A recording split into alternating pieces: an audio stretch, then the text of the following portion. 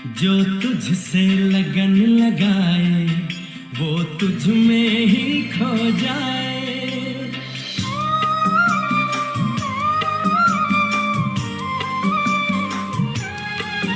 जो तुझसे लगन लगाए वो तुझ में ही खो जाए।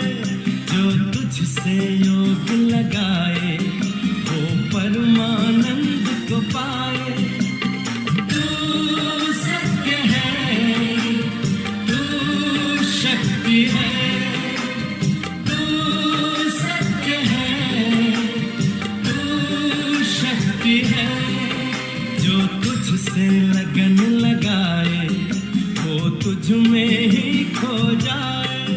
जो तुझसे योग लगाए वो परमानंद को पाए। तू सत्य है, तू शक्ति है, तू सत्य है, तू शक्ति है।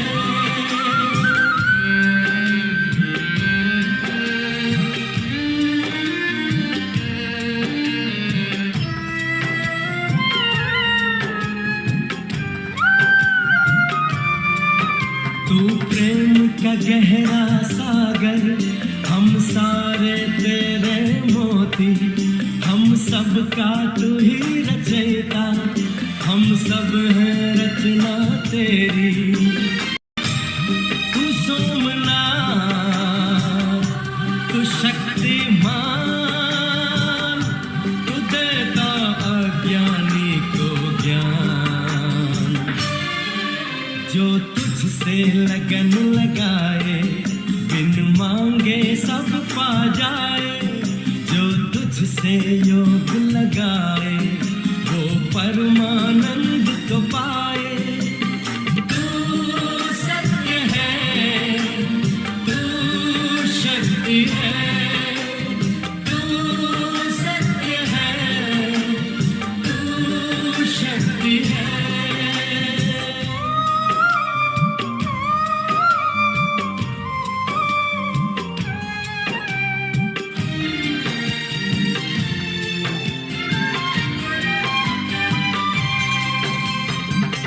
एकाग्रचित होके कोई जो एक पल तेरा ध्यान धरे, मिट जाए उसके कलेश, हो जाए इस दुनिया से परे।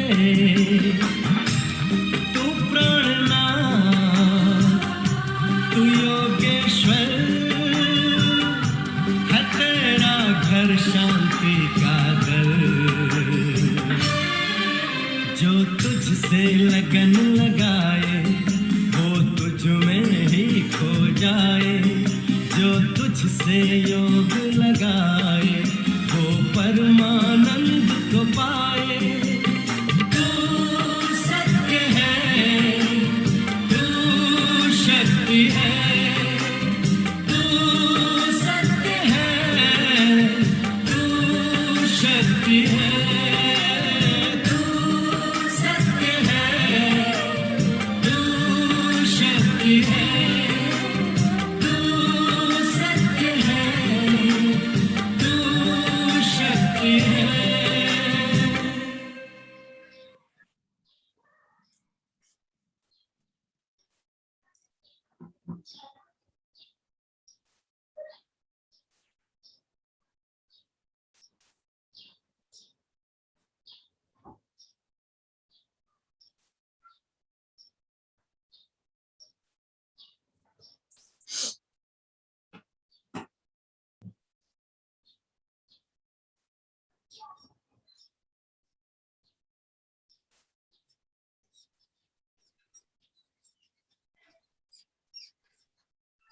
ओम शांति।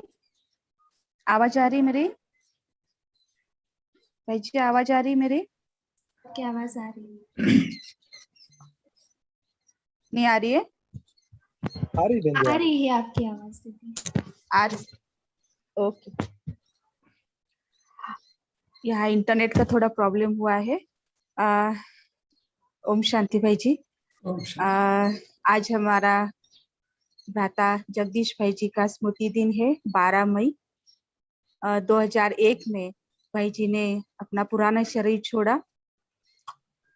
भाई जी जो थे, जिनको बाबा गणेश या फिर उनको संजय के नाम से पुकारते थे।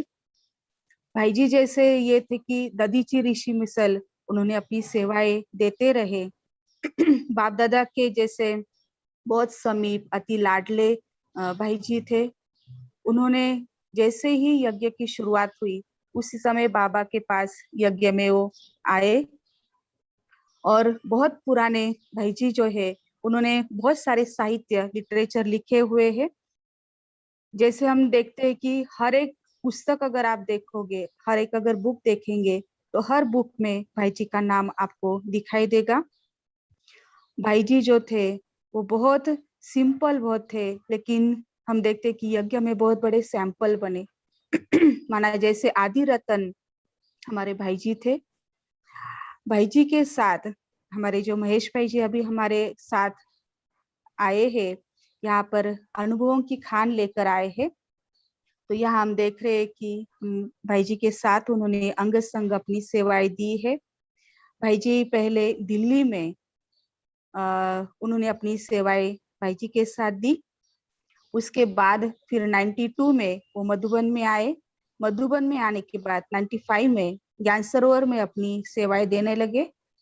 ज्ञान सरोवर में भ्राता जगदीश भाई जी के साथ उन्होंने अपनी सेवाएं दी। उनके जो भी पुस्तक थे वो पुस्तक वो बनाने में वो अपनी सेवाएं दे रहे हैं। साथ में अभी उस भाई जी के बाद अभी भी ज्ञान सरोवर में लिटरेचर विभाग में अपनी सेवाएं दे रहे हैं। तो भाई जी का इस जगदम्बा भवन की ग्रुप में दिल से स्वागत है, स्वागत है, स्वागत है। भाई जी, आप इस मीरा सोसाइटी सब जोन के सभी भाई बहने आपका अनुभव सुनना चाहते हैं कि कैसे आप भाई जी के साथ अपनी सेवाएं दे रहे थे, कैसे भाई जी ने आप के जैसे उनके साथ आप जैसे सेवाएं दे रहे थे तो कैसे आप उनके साथ आगे बढ़ते गए, वो भी आप अपना अनुभव में शेयर करते जाएंगे। ओम शांति। Thank you. ओम शांति। पूना के मेरे सारे के सारे हाँ ना भाई बहने और ब्राह्मण देवताओं के लिए प्रणाम और ओम शांति। आज के दिन आप सबने बहुत याद दिलाया मेरे को।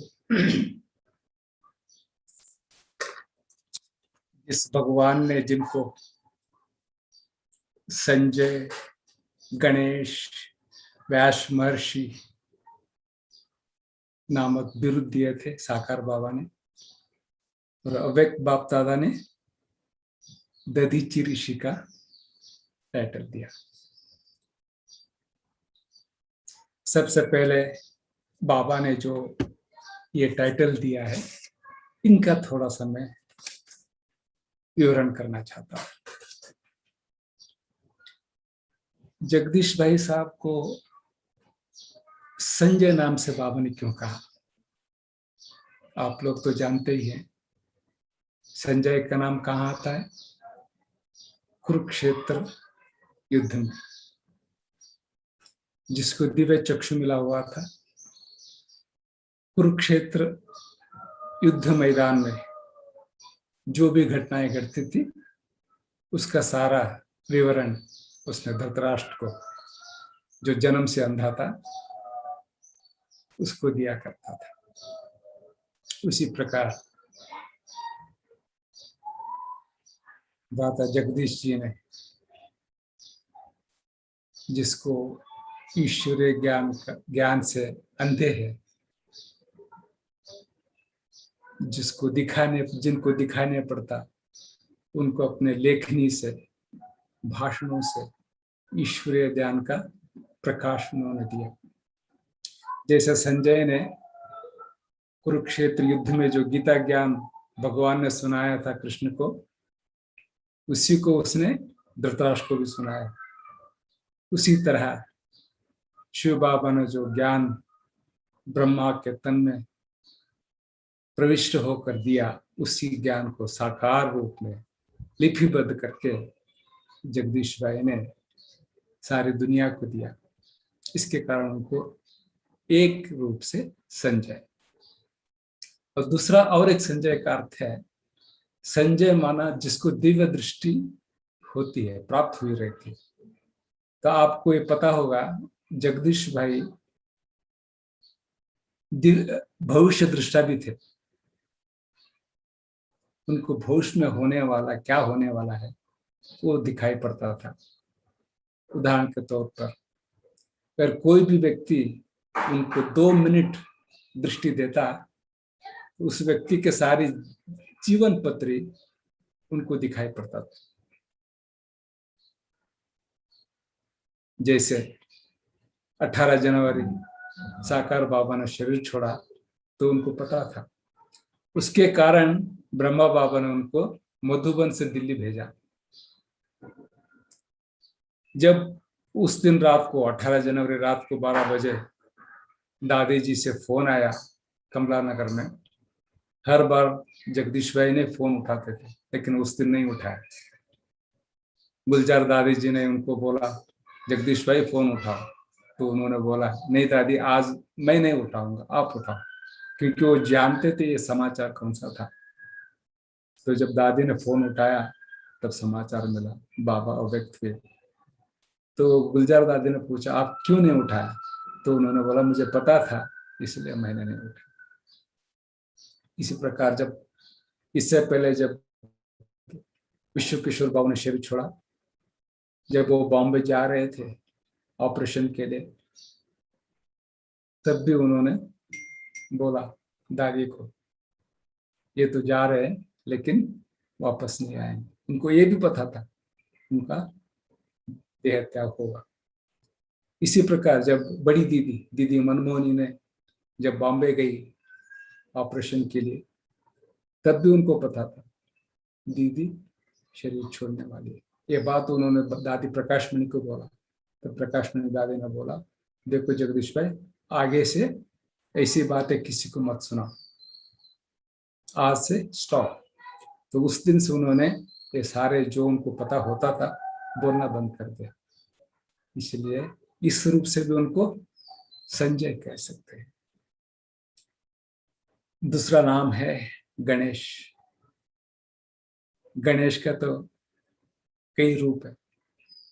आमतौर पर हम समझते गणेश कौन है? विघ्न विनाशक है। जिसको भी विघ्न आते हैं उनका विनाश गणेश करता है।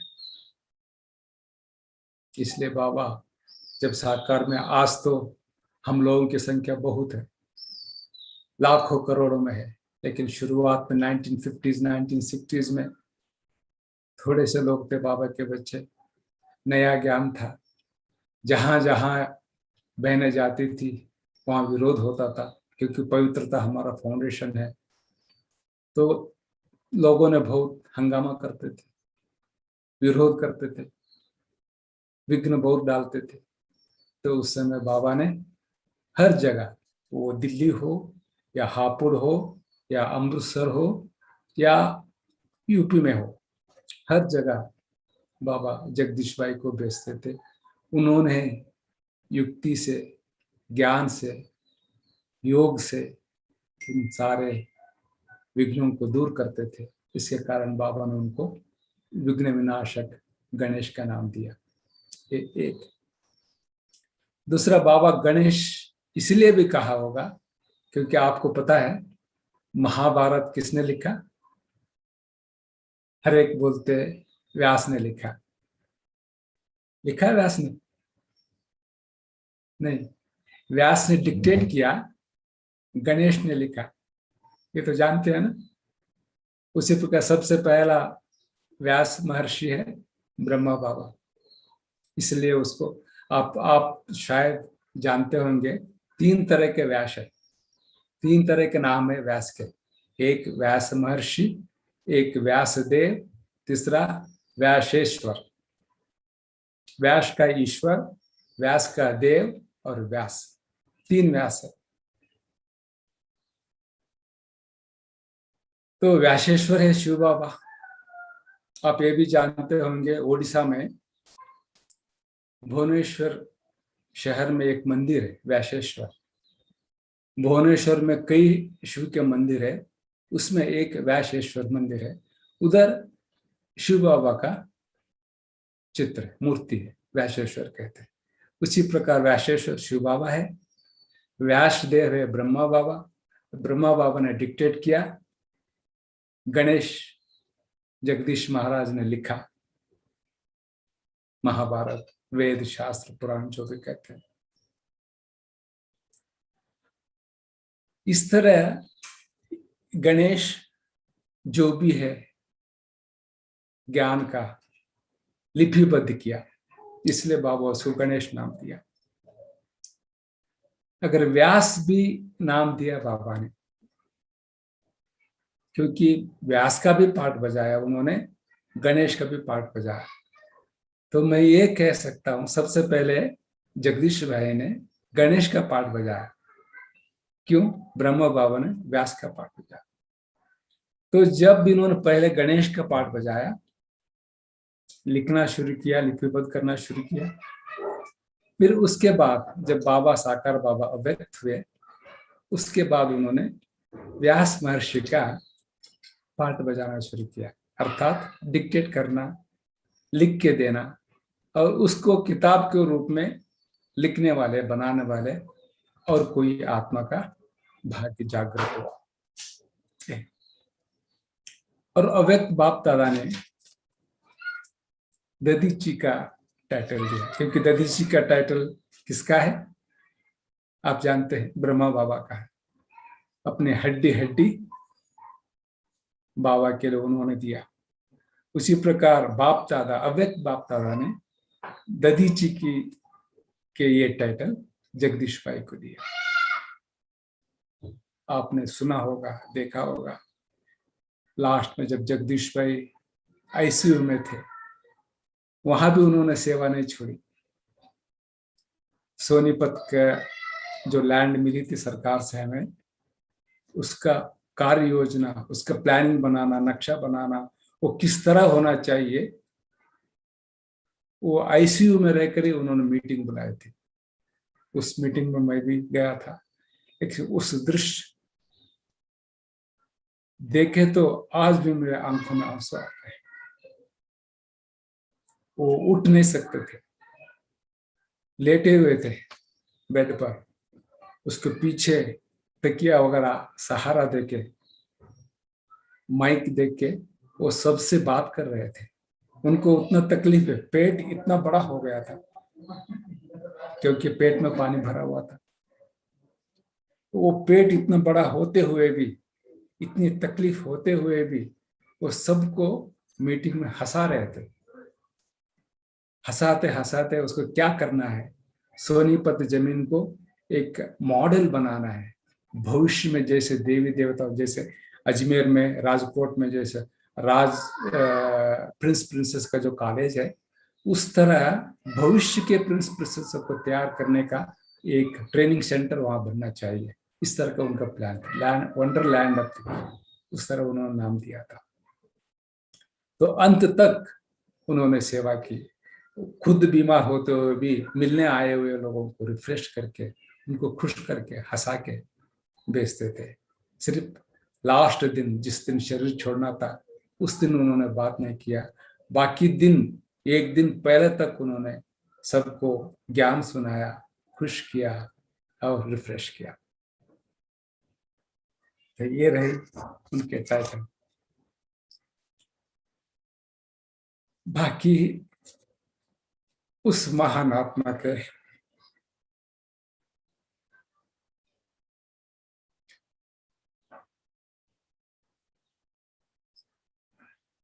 संपर्क में आने का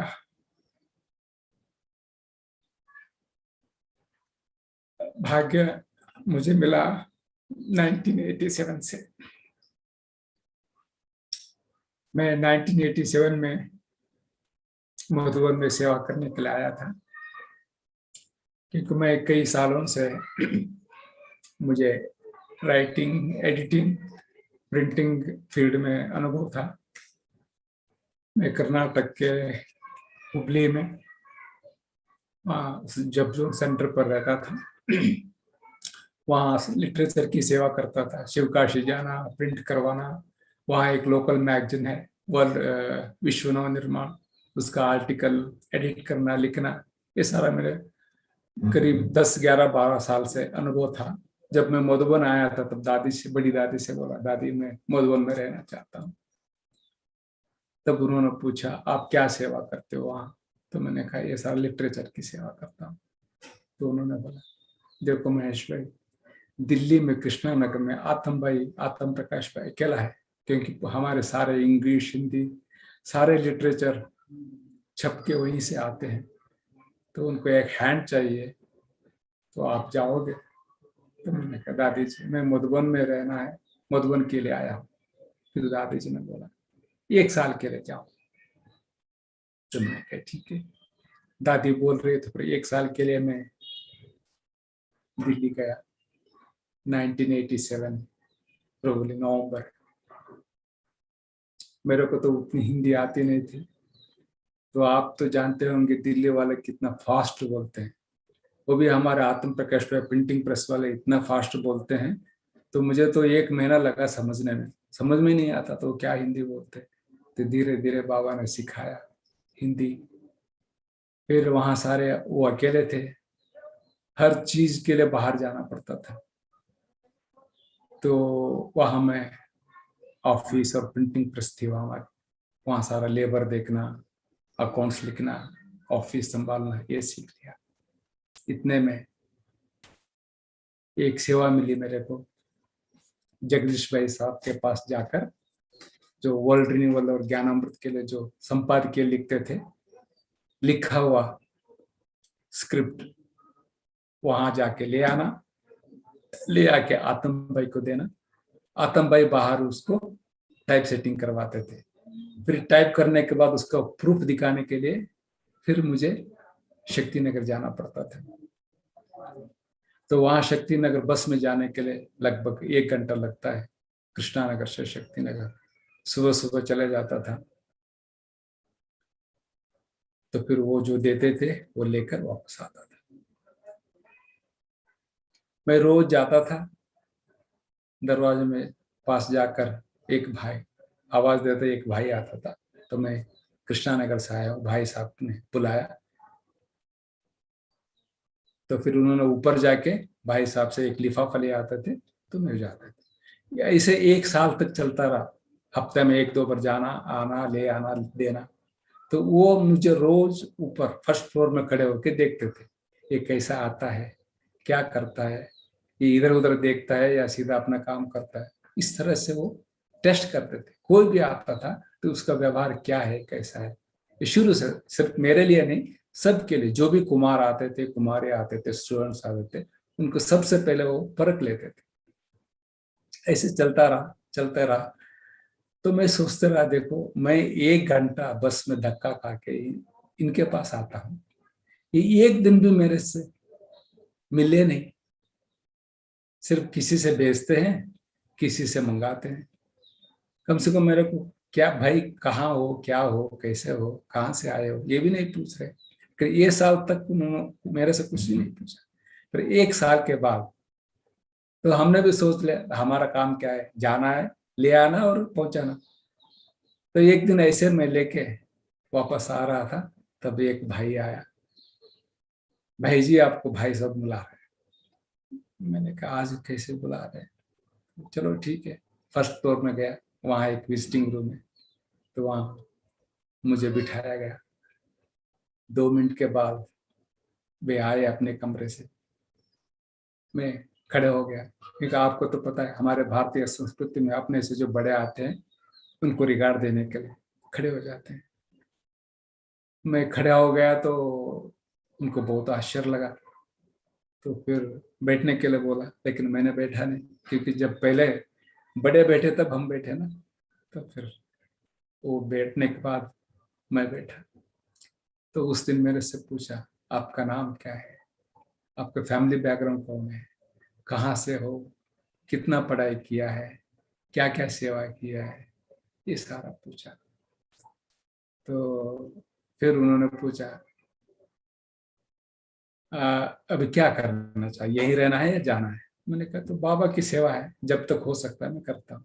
तो करते रहा। फिर थोड़े समय और 2-3 महीने गए। फिर एक बार कर्फ्यू लग गया वहां पे हफ्ते भर। लेकिन आप जानते हैं मैगजीन फिक्स डेट पर ही पोस्ट करनी पड़ती है। तो जब बाहर जाना ही नहीं तो फिर क्या करें। तो टाइप सेटिंग कराना, पेज बनाना, प्लेट बनाना, ये सारा काम बंद हो गया। फिर आतम भाई ने कहा भाई क्या करें। तो वहाँ एक कंप्यूटर था, लेकिन कंप्यूटर चलाने वाले कोई नहीं थे। तो मैं भी कंप्यूटर देखा ही नहीं था। वहां जाके देखा मैंने दिल्ली में, करे क्या। तो फिर मुझे लगा चलो मैं खुद ही सीख लेता हूँ टाइपिंग। एक दिन रात पर वो किताब रखे, टाइपिंग सीखा। फिर अगले दिन एक एक अक्षर टाइप करना शुरू किया। पहले इंग्लिश टाइपिंग सीखा, फिर हिंदी टाइपिंग सीखा। तो मैं खुद ही वो सारे हिंदी इंग्लिश मैगजीन टाइप करना सीख लिया। तो सीख लिया तो फिर उसके बाद वो सेट हो गया। वही हम लोग बाहर करवाना बंद कर दिया, वही करना शुरू कर दिया अपने बिल्डिंग में। फिर एक दिन जगदीश भाई साहब ने पूछा आतम भाई से, भाई ये हिंदी कौन टाइप करता है। तो उन्होंने बोला महेश भाई टाइप करता है। अच्छा, वो तो साउथ इंडियन है ना, हिंदी भाषा वाला, मेरी लिपि उसको समझ में आती है। तो समझ में आती होगी इसलिए टाइप करता है। तो फिर एक दिन मैं गया था तो मेरे से पूछा, अब मेरे अक्षर मैं ही पढ़ सकता हूँ, इसलिए इसको ब्रह्मलिपि कहा जाता है। आप जानते होंगे ब्रह्मलिपि किसको बोलते हैं। ब्रह्म जो लिखता है हर एक के जो माथे पर, वो खुद अकेला ही पढ़ सकता है और किसी को समझ में नहीं आता। तो उसी प्रकार मेरे अक्षर मेरे समझ में आते हैं, तुम कैसे समझा। मैंने कहा भाई साहब मुझे समझ में आता है, क्योंकि मेरा संस्कृत बैकग्राउंड होने के कारण तो हिंदी तो सहज रीति से मैं समझ लेता था। उनकी जो हैंड राइटिंग मैं समझ के टाइप कर लेता था। तो इससे अब बहुत खुश हो गया। इस तरह उनके साथ हमारा संपर्क जुड़ा। हफ्ते में 1-2 बार जाना, ले आना, पहुंचाना, ये हो गया। ऐसे कहते कहते 6 साल बीत गए वहां दिल्ली में। इस बीच में मैं दिल्ली आया था, पांडव भवन मधुबन आया। तो फिर दादी से पूछा, दादी जी आपने 1 साल के लिए कहा था, अभी 4 साल हो गए, मुझे मधुबन बुला लो। तो दादी ने बोला और 1 साल जाओ, क्योंकि वहाँ रिपोर्ट जगदीश भाई से ठीक आने के कारण उन्होंने कहा अच्छा है लड़का, अच्छा सेवा करता है, मतलब उन्होंने कुछ बोला होगा। तो 1 साल जाओ। तो फिर 1 साल के बाद ड्रामा अनुसार ऐसा हुआ 1992 में टोटल प्रिंटिंग प्रेस ही शांतिवन शिफ्ट करने का संकल्प आया। तो मैंने कहा बाबा बहुत बहुत थैंक्स, मैं तो आया था मधुबन के लिए, आपने भेज दिया दिल्ली। फिर 92 में शांति बनाना हुआ। तो जगदीश भाई उससे पहले एक दिन मुझे बुलाया।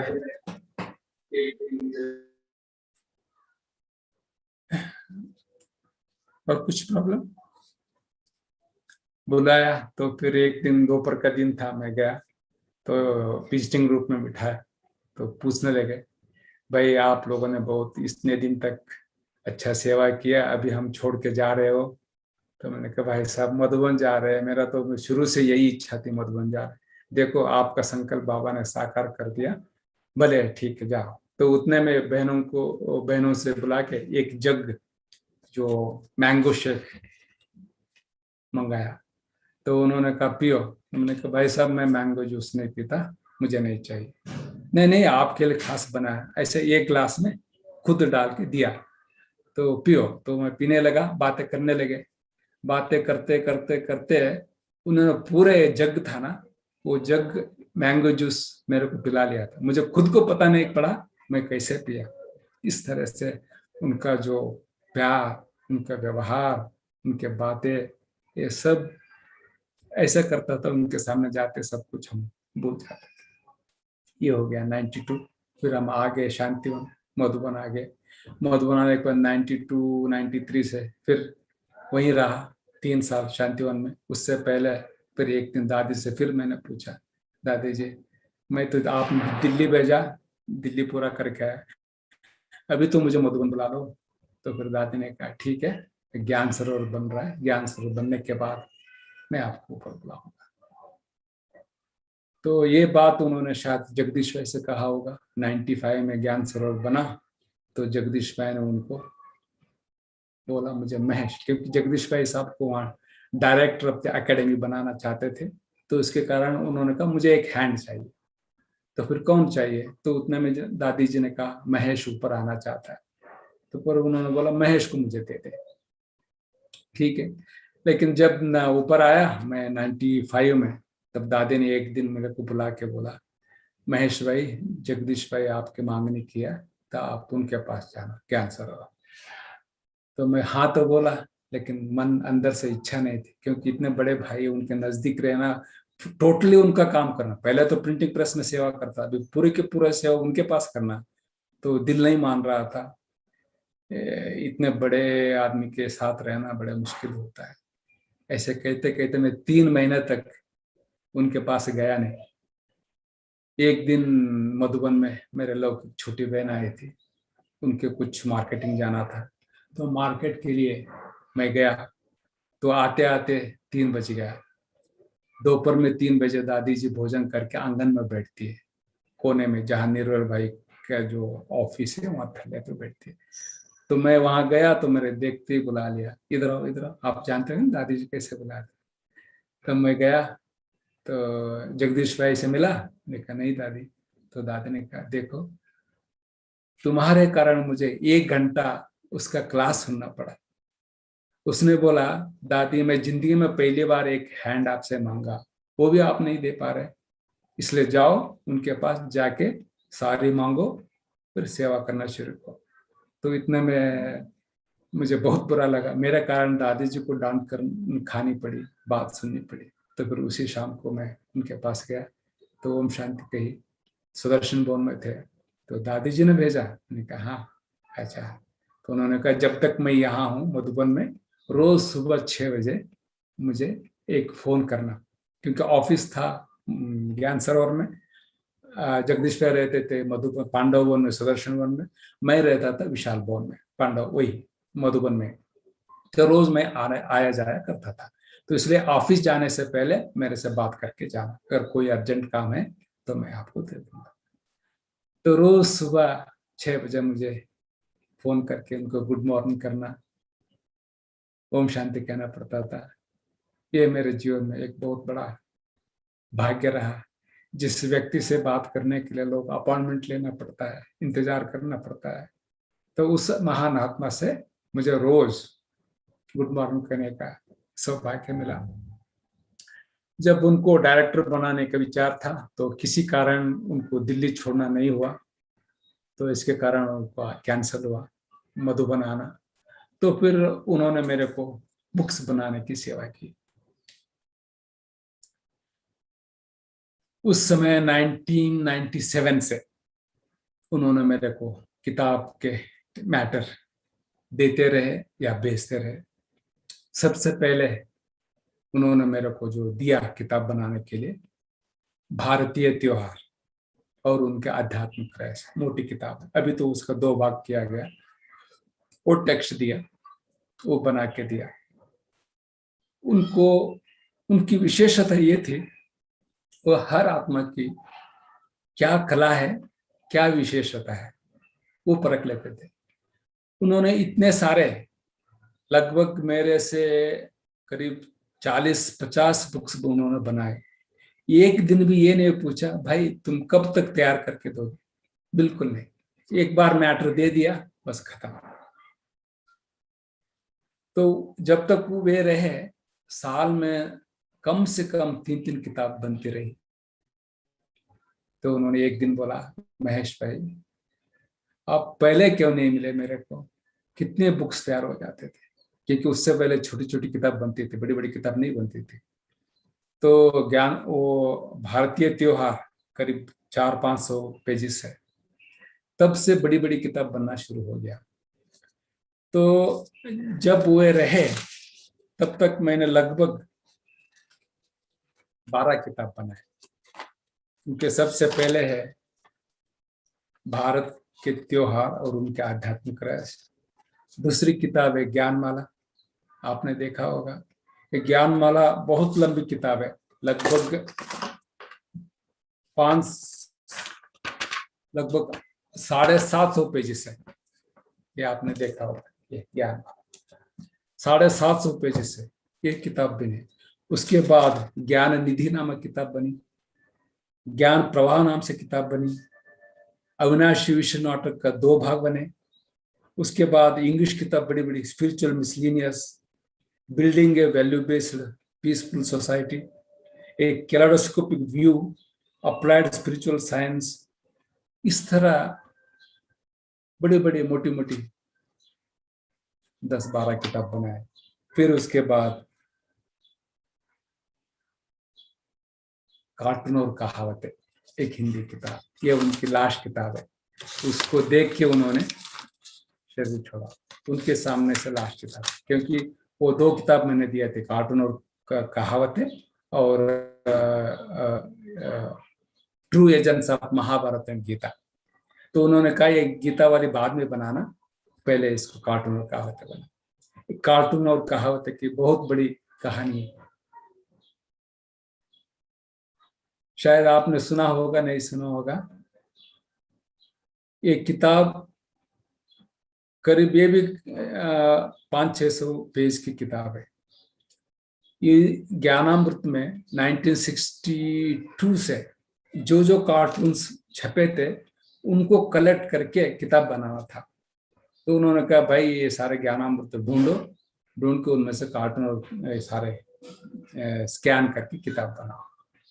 तो फिर मैंने वो सारा टोटल जितने भी थे वो सारा स्कैन करके किया।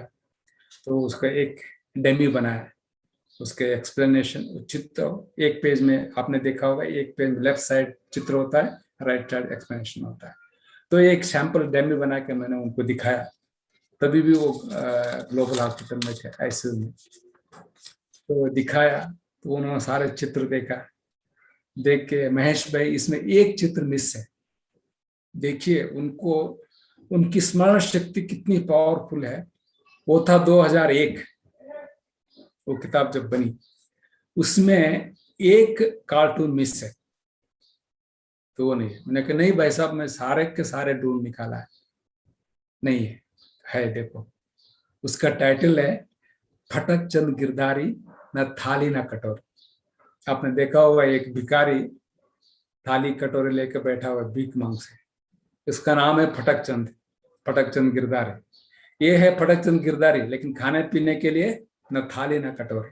ये फलाने 1965 या 1967, ये फलाने ईयर, मुझे याद नहीं, वो उस बाइंडेड कॉपी में देखो, फलाने मंथ में, जून या जुलाई, इस महीने में वो है, ढूंढो। तो सच में मैंने ढूंढा तो मिल गया। देखो 2001 में 1965 या 67 की बातें सुना रहे, वो भी इसी मैगजीन में है। वो इतनी पावरफुल मेमोरी पावर उनकी।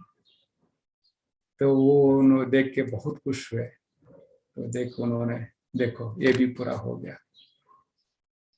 फिर उसके बाद जब होते होते उन्होंने एक दिन मुझे सुदर्शन भवन में बुला के 3 बड़े कार्टून दिखाया, गत्ता बॉक्स।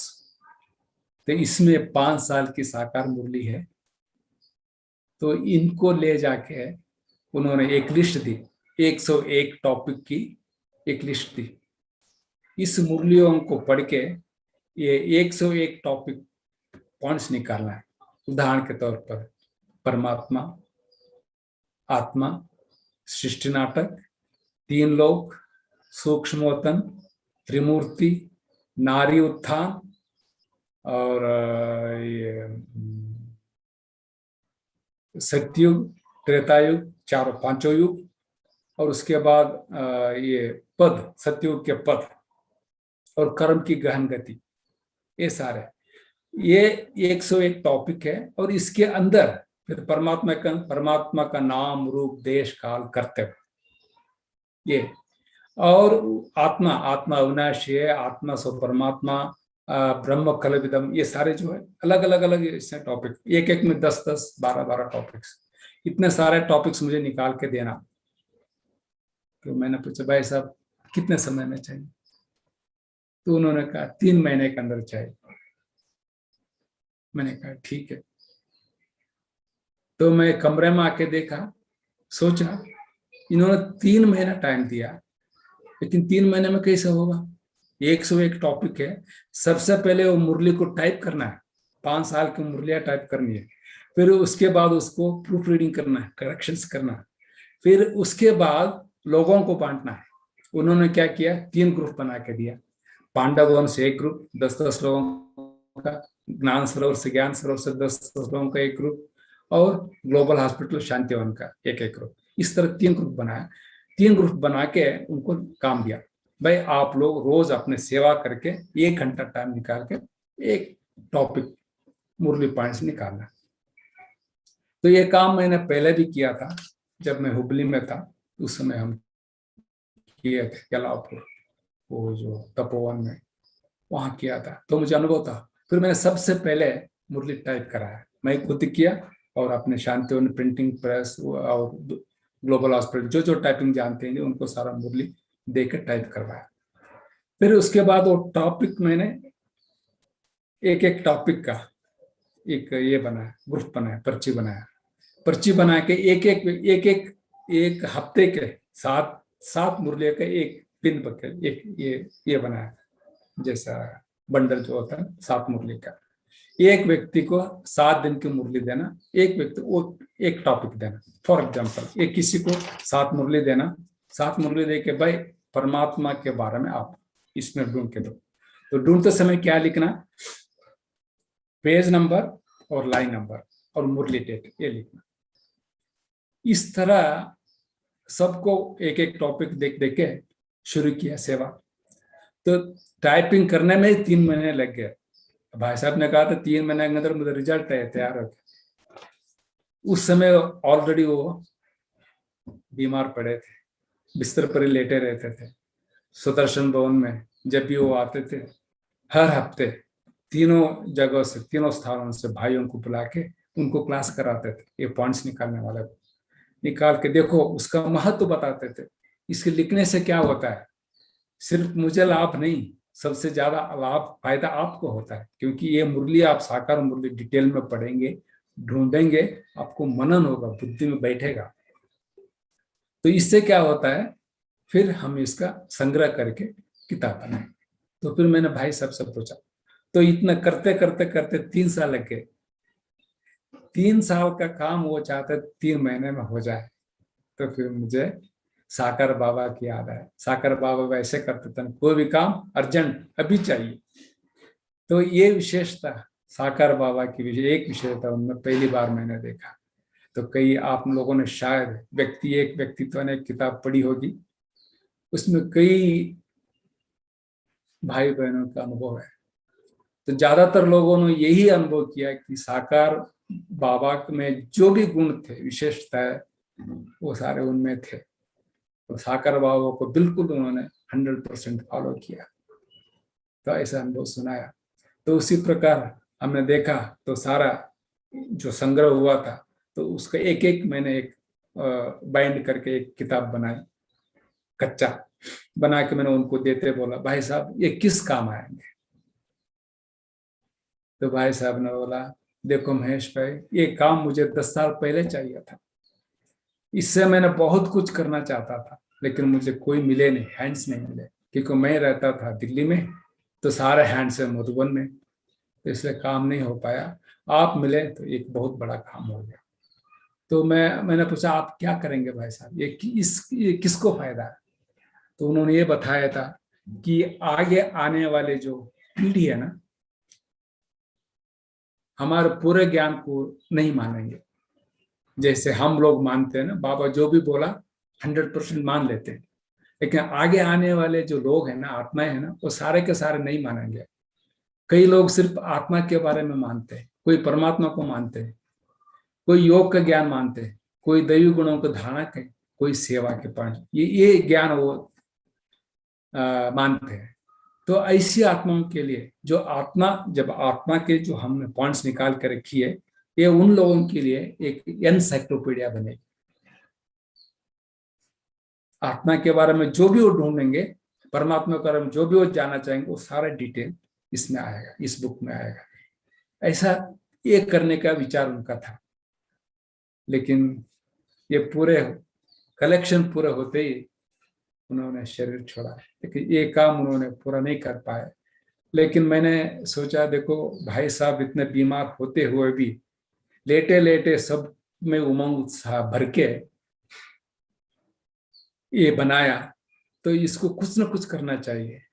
तो इसके कारण मैंने एनसाइक्लोपीडिया तो नहीं बना सका, उसके अनुरूप नजदीक नजदीक तो 3 किताब बनाए। शायद आपने देखा होगा काउंटर पर, ईश्वरीय ज्ञान कोश नाम से। ईश्वरीय ज्ञान कोश भाग 1 भाग 2, ये परमात्मा के बारे में, परमात्मा का नाम रूप देश काल कर्तव्य। फिर तीसरी बनाए आत्मा के बारे में, ईश्वर, थर्ड पार्ट। ये 3 बना के मैंने अभी छोड़ दिया, क्योंकि इसमें मेहनत बहुत लगती है।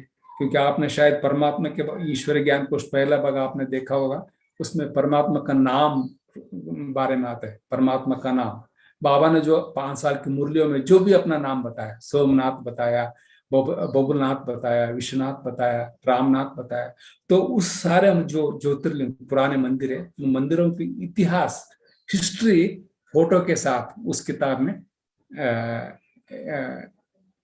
डाला गया। तो उसमें बहुत मेहनत लगती थी।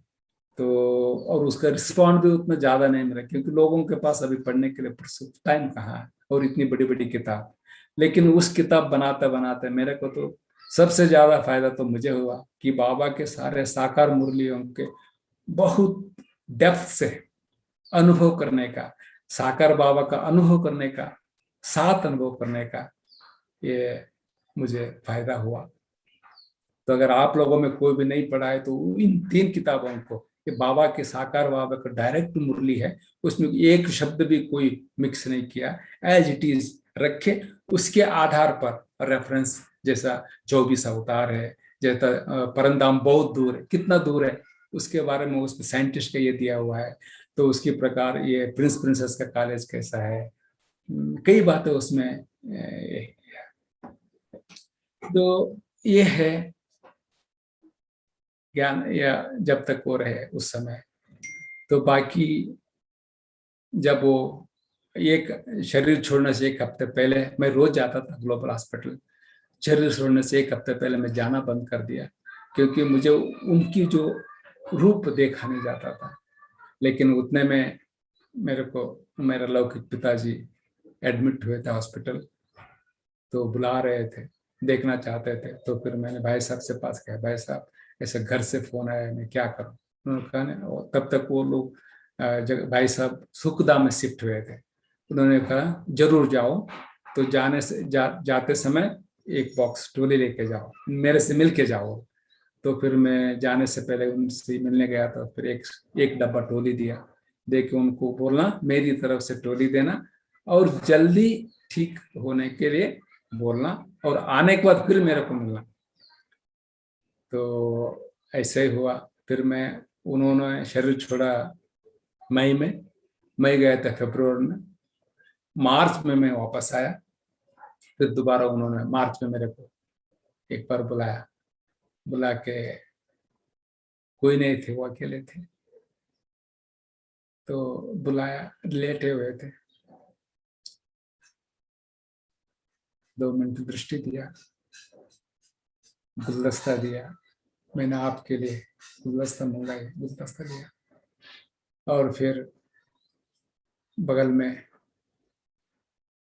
बिगे हुआ बादाम रखे हुए थे, वो लेने के लिए कोशिश कर रहे थे, लेकिन हाथ नहीं उठ रहा था, और वो दूर भी थे। तो मैंने कहा भाई साहब मैं ले लूंगा, आप चुप रहे। मैं उठकर 2 लिया, 2 से क्या होता है, तो कटोरे में चलाओ, तो पूरे वो थाली लेके तो मुट्ठी भर के दे के मुझे खिलाया और बिठाया। तो बोला महेश भाई, आपने तो बहुत सी सेवा की, इतने सारे बुक्स बनाए। बाबा का हाथ आपके सिर पर है।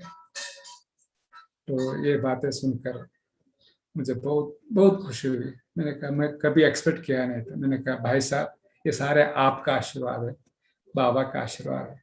मैं तो अहिंदी भाषा वाला, एक अहिंदी भाषा वाला व्यक्ति, इतने सारे हिंदी बुक्स बनाने का सौभाग्य आपने दिया।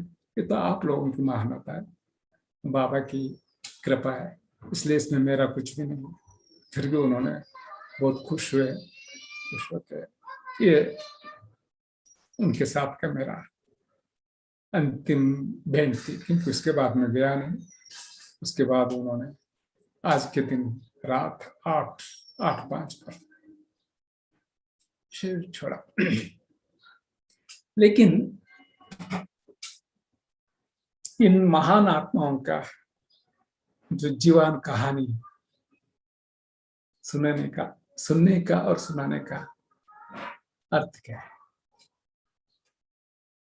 मैं तो 2 शब्द में यही बोलूंगा, ये हमारे लिए आदर्श है, मार्गदर्शक है। हम उन लोगों से बहुत कुछ सीखना है, धारण करना है। खास मैं तो कुमारों को यही कहूंगा, जैसे बाबा के शिव बाबा कहते हैं ना, गृहस्थियों के लिए ब्रह्मा बाबा श्यामपल्ले, कन्याओं के लिए मम्मा श्यामपल्ले, माताओं के लिए दीदी श्यामपल्ले, दादी जानकी श्यामपल्ले, बड़ी दादी श्यामपल्ले कन्याओं के लिए। उसी प्रकार मैं तो यही कहूंगा, कुमारों के लिए एक आदर्श कहो या आईना कहो, जगदीश भाई साहब है। क्योंकि ऐसा तो नहीं वो कोई गरीब थे, अनपढ़ थे, लेकिन उनकी उनका जीवन चरित्र तो आप पढ़े होंगे, देखे होंगे। उनका दादा परदादा तो वो जो मुल्तान राजा के दरबार में दीवान थे, उतने बड़े जमींदार भी थे उनके पूर्वज। और ये भी ऐसे वैसे तो नहीं, बहुत पढ़े लिखे भी थे, विद्वान थे। फिर भी वो इतने निरहंकारी थे कि आप तो उनकी कहानी सुने होंगे। बहन उनके लोग क्या क्या करते थे, 2-3 किलोमीटर पैदल जाके आइस के वो उठा के लिए आते थे, पिलाते थे। तो इस तरह कुमारों को, भाइयों को भी जगदीश भाई के जो आदर्श है, बहनें और माताओं को सम्मान देने का, बाबा के सेवा में अथक होके सेवा करने का, कम खर्च बाला नशीन। आप तो जानते हो कम खर्च बाला नशीन। जब वो बीमार पड़े, खून की उल्टी हुई, तब भी उन्होंने कहा मुझे प्राइवेट हॉस्पिटल में नहीं लेके जाना, गवर्नमेंट हॉस्पिटल में लेके जाना। गवर्नमेंट हॉस्पिटल में एडमिट हुए थे। और अपने लिए तो वो आप जब वो बिल्कुल बीमार पड़े तो उनके लिए किसी ने एसी कार दिया। एसी कार दिया तो उन्होंने कहा मुझे एसी कार नहीं चाहिए। वो बैठे नहीं उन्होंने। तो बहनें बोलते रहे भाई साहब आपके लिए कार दिया है, आपको जरूरत है इस समय एसी की, मुझे नहीं चाहिए। आखिर वो बैठे नहीं, लेकिन वो जब शरीर छोड़ा अंतिम संस्कार में, आप देखिए कितना आश्चर्य, अंतिम संस्कार में जो दिल्ली वाले उस गाड़ी में आए थे, वापस जाते समय जयपुर के पास वो एक्सीडेंट होके ऐसा हुआ पूरा खत्म हो गया। किसी को कुछ नहीं हुआ, लेकिन सिर्फ गाड़ी डैमेज होकर पूरा डिस्ट्रॉय हो गया। तो इस प्रकार इतना वैरागी आत्मा थी, तो वैराग हमें धारण करना चाहिए। तो मैं तो यही कहूंगा जगदीश भाई साहब, आपको उन पे विशेषता है, मैं 4-5 में लिखे रखा हूँ। परमात्मा के प्रति और उनके महावाक्यों के प्रति अटल, अटूट और अद्भुत विश्वास था। निश्चय अलग बात है, विश्वास है ही। उन्होंने, बाबा ने कोई भी सेवा बोली तो कभी ना नहीं बोला, वो करके दिखाया, क्योंकि उनको ये विश्वास है किसने बोला है, भगवान ने बोला है। तो इतना निश्चय हमें भी होना चाहिए। तो दूसरा है ईश्वरीय कार्य और सत्यता को प्रत्यक्ष करने के लिए निर्भय और निश्चल थे। आपको पता होगा उनको तो हापुड़ हापुड़ का हंगामा सुना होंगे ना। हापुड़ में जब हमारे बहनों को बहुत तंग करने लगे, वहां से भगाने के लिए कोशिश करने, मकान छुड़ाने के लिए करते थे, पानी बंद कर दिया, बिजली कर दिया, रेशन वहां जो देने रहते थे उनको भी बंद कर दिया। तब जगदीश भाई दिल्ली से उनको राशन लेके जाते थे। तो ये पता पड़ गया उनके राशन लेके जाता है, तो इसी को खत्म करने के लिए सोचा था। लेकिन बाबा ने उस दिन उनको टचिंग किया, बच्चे आज पैदल नहीं जाना बस स्टैंड से, पुलिस वालों को लेके जाना। फिर उस दिन उन्होंने उतर के, बस से उतर के पुलिस स्टेशन जाके पुलिस साथ लेके ऑटो रिक्शा में जाके उनको राशन पहुंचाया। ऐसे कई उन्होंने अनुभव किया, बाबा ने कैसे उनको रक्षा किया। इस कारण क्या है? विश्वास, अचल विश्वास। तो ज्ञान के उन्होंने इतने अथॉरिटी होते हुए भी निरंकारी बन के, नम्र चित्त बन के चले। एक बार उनके बारे में अमरचंद भाई अपना अनुभव सुनाया। उन्होंने बोला, दादी प्रकाशमणि बॉम्बे में थी, बाबा के राइट हैंड से दीदी मनमोहिनी और जगदीश भाई, और ये जो जो भी ऑफिशियल कार्य, सरकारी कार्य होते वो सारे एडमिनिस्ट्रेटिव जो पावर्स और जो सेवा करते थे जगदीश भाई एडमिनिस्ट्रेशन में सबसे सीनियर थे। जब उन्होंने, बाबा ने जब दादी प्रकाशमणि को निमित्त बनाया तो जगदीश भाई ने श्री सहृदय से स्वीकार किया।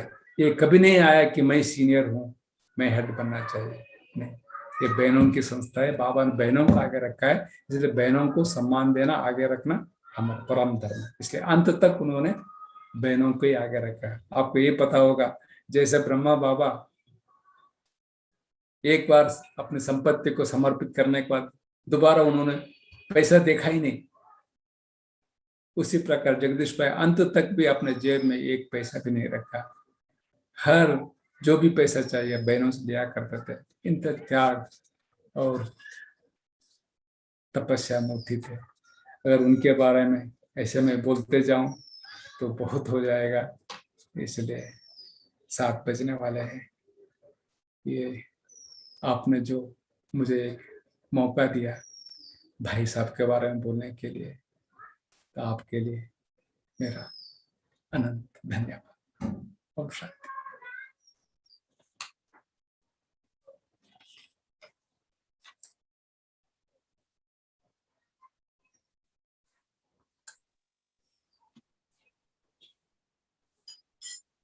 ओम शांति। बहुत बहुत बहुत शुक्रिया महेश भाई जी का, इतने हार्ट टचिंग अनुभव आपने सुनाए। वैसे तो हम सभी को जगदीश भाई जी के प्रति विशेष प्यार है ही, लेकिन आपके अनुभव भी यूनिक रहे उनके साथ, और हमें सुन के बहुत खुशी हुई। आपने बहुत अच्छे अच्छे अनुभव उनके साथ के हमारे साथ शेयर किए। Thank you very much Mahesh भाई। हमने ये महसूस किया आप भाई जी ने आपको क्यों चुना, क्योंकि भाई जी जितनी कुछ विशेषताएं आपके पर्सनालिटी में भी नजर आती है, उतनी ही नम्रता है, उतनी ही सरलता आपके अंदर हमने देखी। नहीं बहुत बहन बहुत जी, शुक्रिया। वो तो बड़े हाँ बड़े भाई, हैं मम्मी। वैसे तो हम आपको पहली बार मतलब देखा होगा मधुबन में, लेकिन आपसे सुना हमने आज पहली बार है, और सच में हमें बहुत अच्छा लगा। Thank you very much. ओम ओम शांति। शांति, ओम शांति। अभी मैं निवेदन करती हूँ हमारे आदरणीय सुनंदा बहन जी को कि वो हमें सभी योग कमेंट्री के द्वारा योग कराएंगे। तो अभी हम आधा घंटा बहन जी कमेंट्री कराएंगे और बहुत पावरफुल हम योग का अनुभव करेंगे। आदरणीय सुनंदा बहन जी।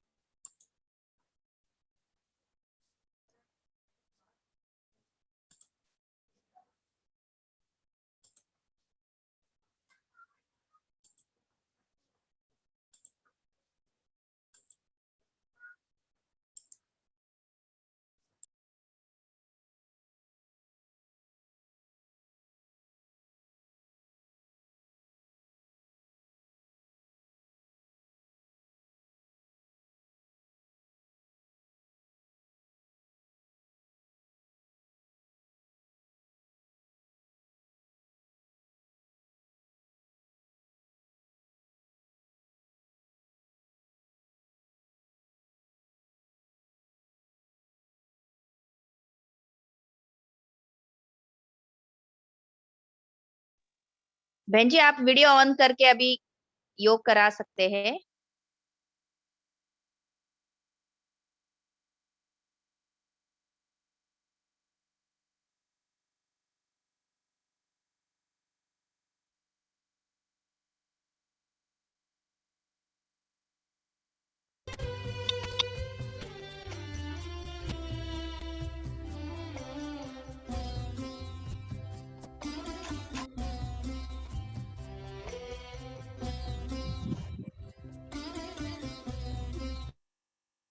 शांती, आवाज येतो?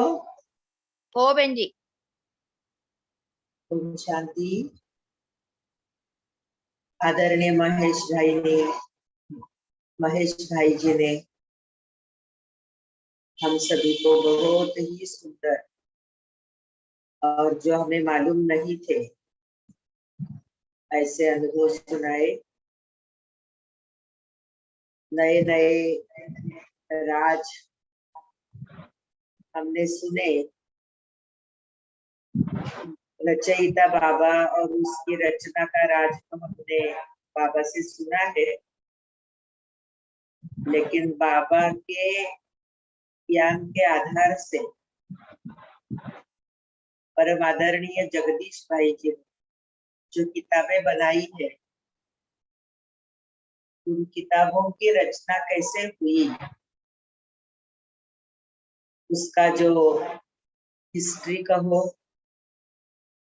और उसमें भी महेश भाई जी को उन्होंने कैसे सम्मिलित किया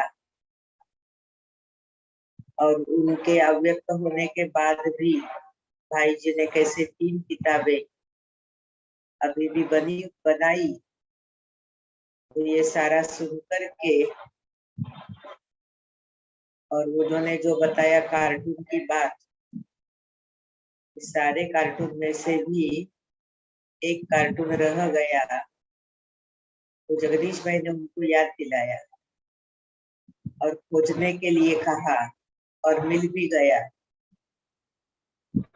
और इसीलिए बुद्धि की देवता गणेश आदरणीय जगदीश भाई जी को बोला गया है। इतनी तल्लख बुद्धि थी, कैसे छूटी हुई बात उनके नजरों में आई। हमने भी ऐसे ही अनुभव उनका किया हुआ है। योग करना है अभी, लेकिन 2 मिनट में बताऊंगी। बहुत पुरानी बात है, मेरे ख्याल से 86-87 की बात होगी। तब मैं सेंटर पर रहने के लिए आई थी, ज्ञानामृत पढ़ती थी, मधुबन में जगदीश भाई जी को देखती थी, आकर्षण था उनके अंदर, लेकिन हम कभी आगे जाकर के कुछ बात नहीं करते, इसलिए कोई ऐसी पहचान नहीं। लेकिन एक रक्षाबंधन पर मुझे आया कि मैं उनको राखी भेजूं, तो लगातार 2-3 साल मैं उनको राखी भेजती रही। और एक तीसरे साल जब राखी भेजी तो मैंने उनमें लिखा कि ये बहन आपसे मांगती है कि आप एक बार कोल्हापुर आओ। ये मुझे उस समय इतना मालूम नहीं था कायदे कानून की, बहन जी की परमिशन लेकर के करना पड़ता है, और ये बहुत बड़ी हस्ती है, कुछ ज्ञान नहीं था, भोलापन था। तो मैंने जगदीश भाई को लिख दिया कि आप मेरे को ना इसके रिटर्न में, राखी के रिटर्न में आप एक बार जरूर आना यहाँ। और फिर 1-2 साल बीत गए, लेकिन फिर मुझे एक दिन अचानक जगदीश भाई का फोन, ये लेटर आया, मतलब पूना में लेटर आया उनको कि ऐसे ऐसे मैं कोल्हापुर आ रहा, और फिर कोल्हापुर के आजू बाजू में भी जरूर जाऊंगा। उन्होंने 10 दिन का प्रोग्राम बनाया, और मुझे बहन जी का फोन आया कि नंदा तुमने जगदीश भाई को बुलाया है क्या? मैंने कहा बहन जी मैंने ऐसे ऐसे लिखा था, तो बोला वो अभी आने वाले। तो मालूम है वो कितना बड़ा व्यक्ति है, तुम उसको कहाँ सुलाएंगी?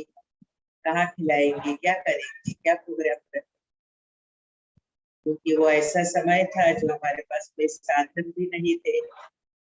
सेंटर भी बहुत छोटा सा था किराए का, लेकिन भावना बड़ी थी और उन्होंने वो स्वीकार किया था। तो भाई जी आए तो उनको हमने एक होटल में रखा।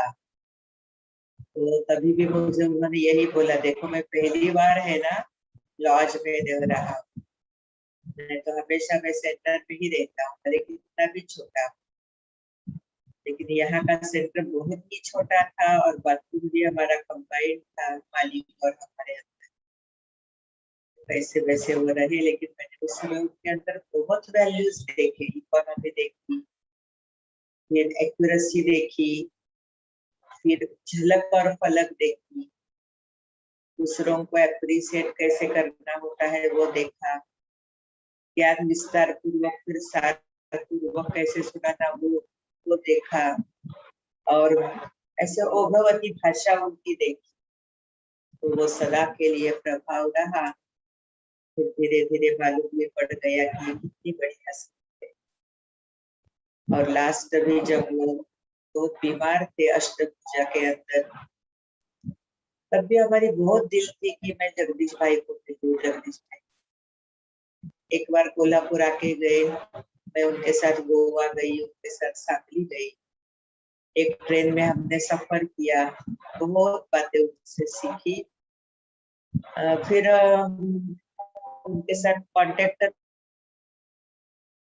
तो रहा हमारा, तो शांति का कांटेक्ट या कभी थोड़ी बातचीत कैसे हो क्या हो, वो तो सब होता रहा। लेकिन उसके बाद वो जब बीमार हो गए और अष्टभुजा में रहते थे, बहुत मेरी दिल थी शोभा बहन की, और मैं हम उनको मिले एक बार, लेकिन नहीं मिलने देते थे। अभी हम कोल्हापुर लौट रहे थे, गाड़ी में बैठे थे सामान डाल करके, तब तक हमको शशिकांत भाई, और शशिकांत भाई को मैंने ये अपनी इच्छा बताई कि भाई मेरे को है ना जगदीश भाई की बहुत इच्छा है, क्या आप पूरी कर सकेंगे? तो शिव बाबा तो हर एक का संकल्प पूरा करता है ना। बहन जी हेडफोन लावल्यावर ऐकायला येत नाहीये, नका नका आधी ना? ऐकायला येत होतं. तो फिर मैंने कहा कि मुझे बहुत दिल है उसको मिलने के, भले अभी हम जा रहे थे वापस कोल्हापुर, आवाज तो कमी येतोय बहन बोला जी. आपकी दिल, तो काय करूं,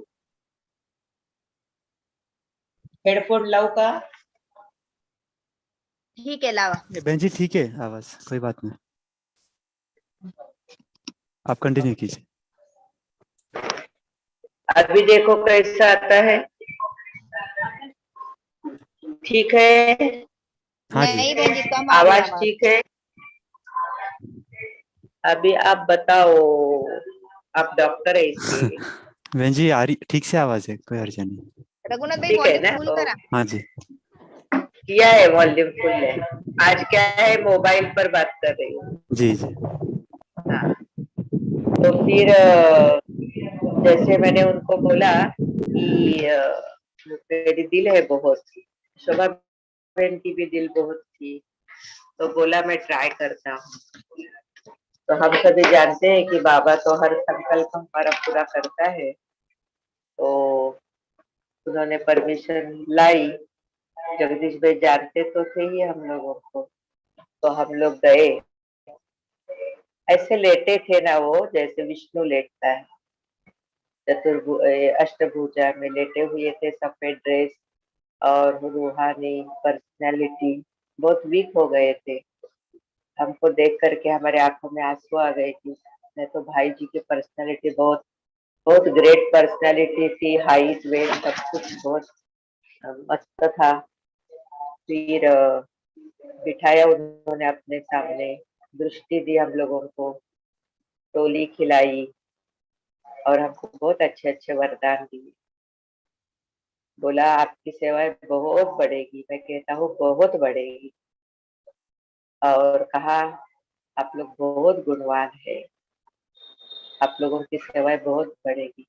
तो दोनों जैसे कि हमको वरदान के रूप में उन्होंने दिया, और हमारे अंतःकरण में उनकी जो छवि है वो सदा, वो बहुत बुद्धिमान थे, होशियार थे और मितभाषी थे। मतलब ऐसे वो ज्यादा नहीं बातें करते थे, लेकिन ओम शांति और कैसे हो क्या हो बहुत चलता था। तो ऐसे भाई जी को सारे मेरा सोसाइटी सत्संग की तरफ से बहुत बहुत भावपूर्ण श्रद्धांजलि भी है, आदरांजलि भी है। और वो तो हम सभी जानते हैं कि एडवांस में बाबा की कुछ विशेष सेवा करने के लिए गए होंगे। और एक जगदीश भाई की याद सदा दिल में है। जब कोल्हापुर आए थे तो एक गीता पाठशाला का उद्घाटन करने, नई गीता पाठशाला बनी थी, तो भाई कितने बड़े हैं हमको मालूम ही नहीं था। हमने बहुत जगह उनको घुमाया और वो भी हमारे साथ प्रेम से चले। तो फिर उधर उद्घाटन के लिए जा रहे थे तो बीच में हमको इचलकरंजी लगा। उस समय इचलकरंजी में पाठशाला चलती थी। जाते जाते उन्होंने शहर देखा, फिर मुझे पूछा, बहन जी यहाँ क्या है, अपना कुछ है? तो मैंने कहा भाई जी यहाँ है ना अपनी पाठशाला चलती है। बोला नहीं, यहाँ अच्छा सेंटर बनाओ, यहाँ बहुत बढ़िया सेवा होगी, आप अच्छा सेंटर बनाओ, बहनें रखो यहाँ पर।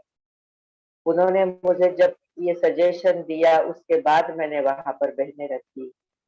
और फिर आप सभी भी जानते हैं कि संतन सेंटर बिल्डिंग भी बहुत बड़ी है, बहनें भी बहुत अच्छे है, वहाँ के आशा बहन मेन है, बाकी भी बहनें भाई समर्पित भाई है वहां पर।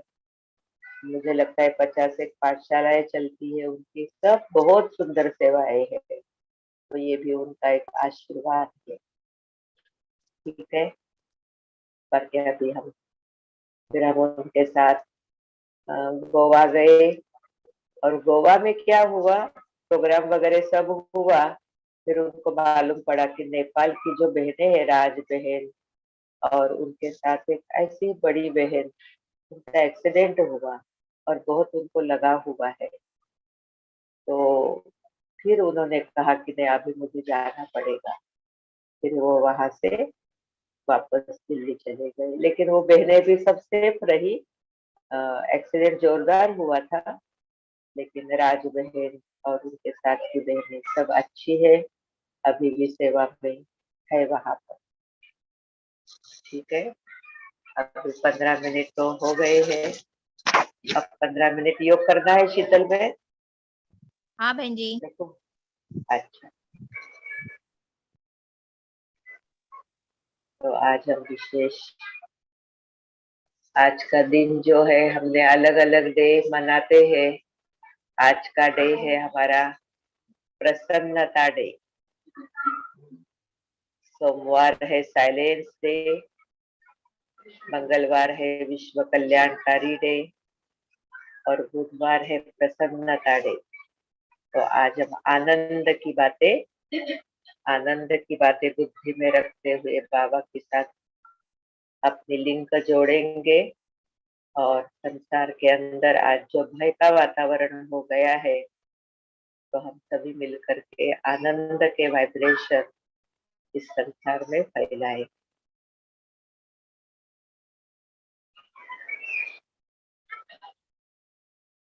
तो भ्रुकुटी के मध्य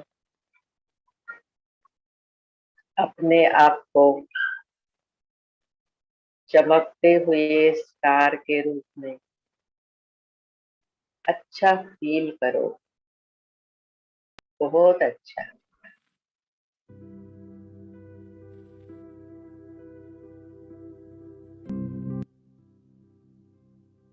और ऐसे अनुभव करो कि मैं ज्योति बिंदु आत्मा, इस ज्योति बिंदु आत्मा से आनंद की किरणें, प्रसन्नता की किरणें, खुशी की किरणें मेरे चारों ओर फैल रही है।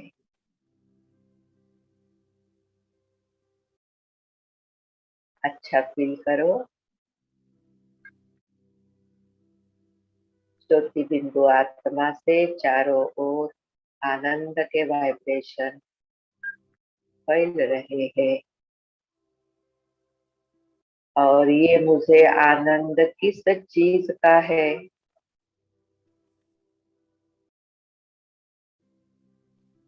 एक तो स्वयं भगवान हर संबंध से मुझे मिला।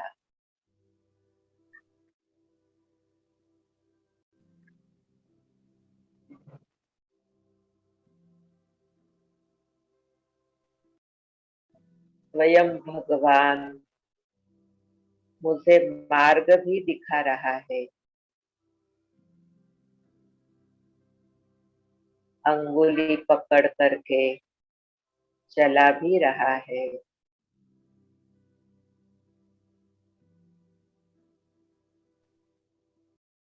रास्ते में डिफिकल्टीज आती है, उसको पार करने के लिए मदद भी कर रहा है।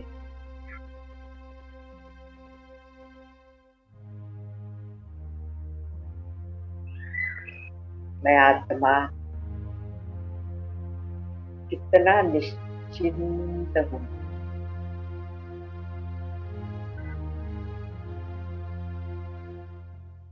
संसार चिंताओं में है और बाबा ने मुझे निश्चिंत किया है।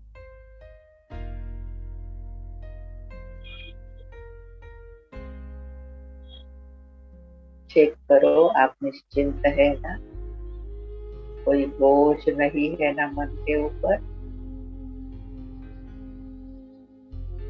कोई बोझ नहीं है, एकदम रिलैक्स।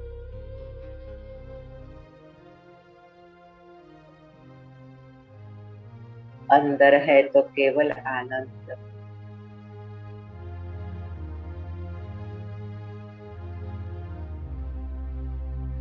सर्वश्रेष्ठ ज्ञान प्राप्ति का आनंद है।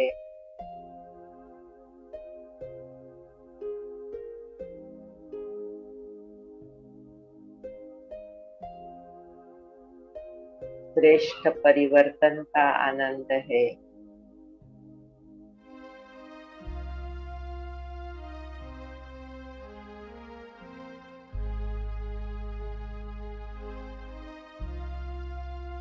जगत की दो हस्तियां जिन्हें सारा संसार मानता है,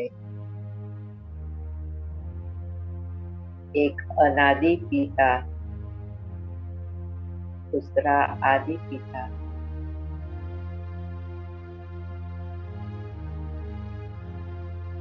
दोनों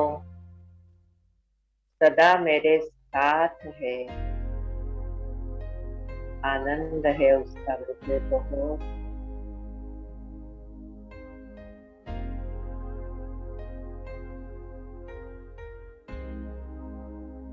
ये श्रेष्ठ परिवार मिला।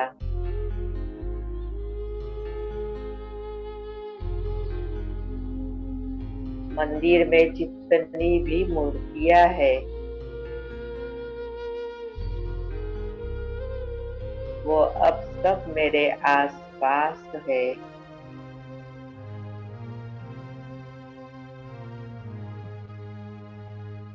इसका भी मुझे आनंद है।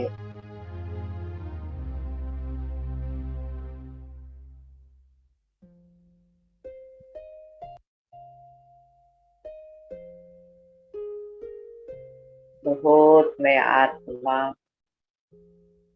प्रश्नों से पार प्रसन्न चित्त हूँ। चले जाओ अपने अंदर, अपनी प्रसन्नता को अनुभव करो।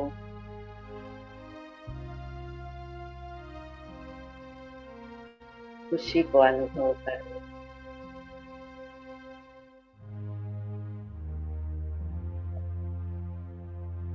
अपने को बहुत प्रसन्न मूड में देखो।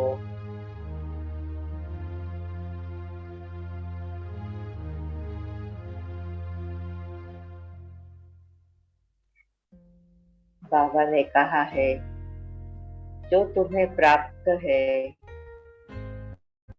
वो तुम्हें सबको बांटना है।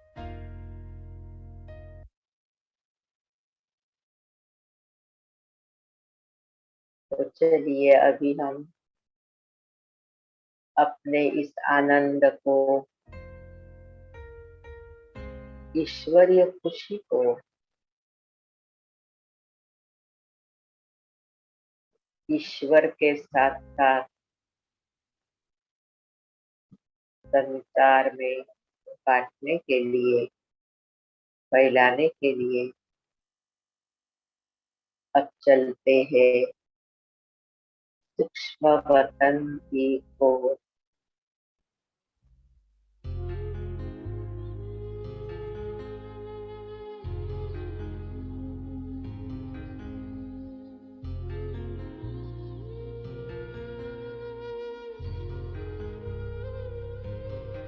मैं हूँ ही खुशी का फरिश्ता,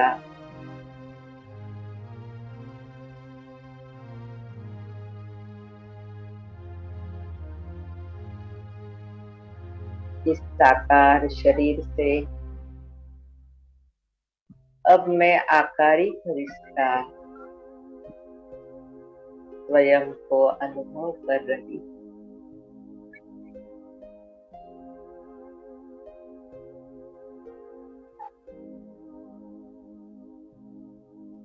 अब मैं खुशी का फरिश्ता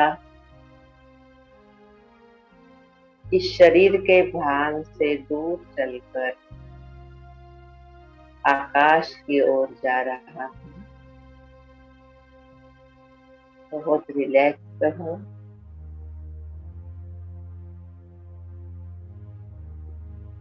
मेरे नैनों से, मस्तक से, अंग अंग से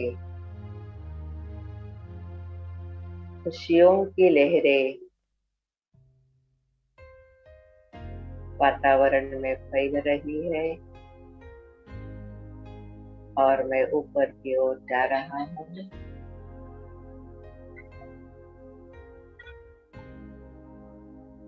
विशाल आकाश,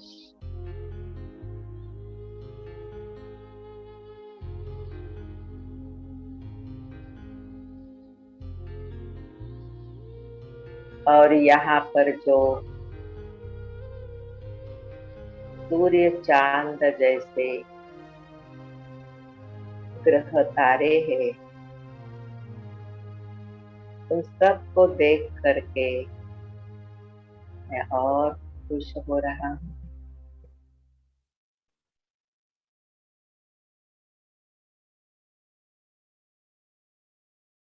और अब पहुंच गया हूँ सूक्ष्म वतन में, अपने प्यारे बाबा के पास।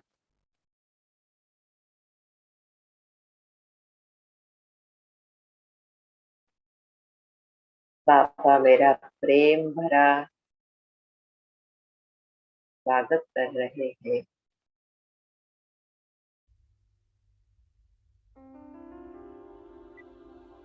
अति प्रसन्नता से मैं बाबा की पुष्टि ले रही हूँ।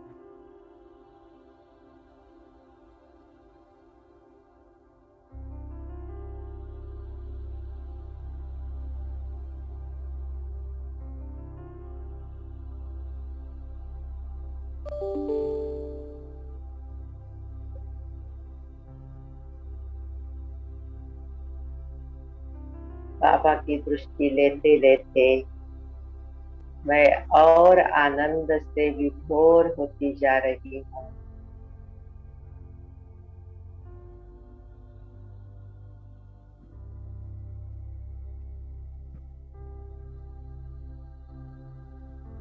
संसार के सर्वोच्च शक्ति की मैं दृष्टि ले रही हूँ।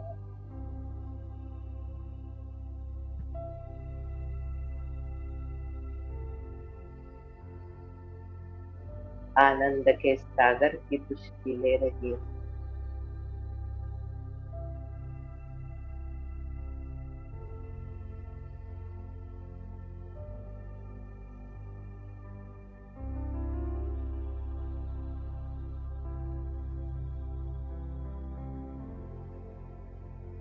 मेरे मन के एक एक संकल्प में ये प्रसन्नता, ये आनंद, ये खुशी बढ़ती जा रही है।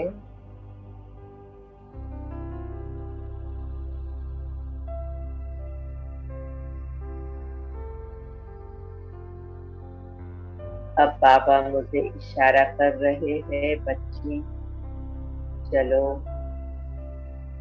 विश्व ग्लोब पर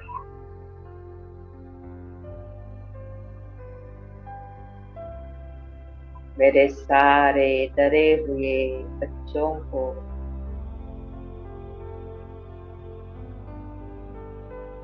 चिंता की शैया पर सोए हुए बच्चों को प्रसन्नता के वाइब्रेशन दो।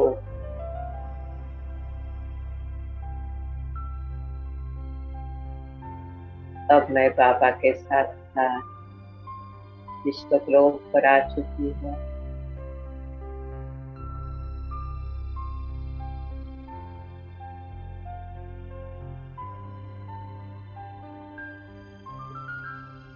बाबा की तरफ से आनंद की किरणें कितनी मेरे ऊपर बरस रही है, कितनी बरस रही है, और मेरे द्वारा विश्व ग्लोब पर फाउंटेन माफिक ये प्रसन्नता की किरणें, ये खुशी की किरणें लोक पर समाती जा रही है।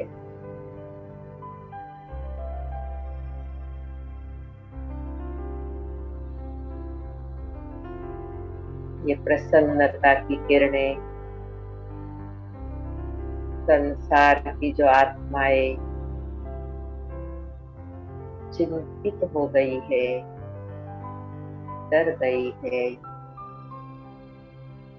दुखी हो गई है, उन समस्त पेशेंट आत्माओं को प्रसन्नता की किरणें उन आत्माओं में समाती जा रही है।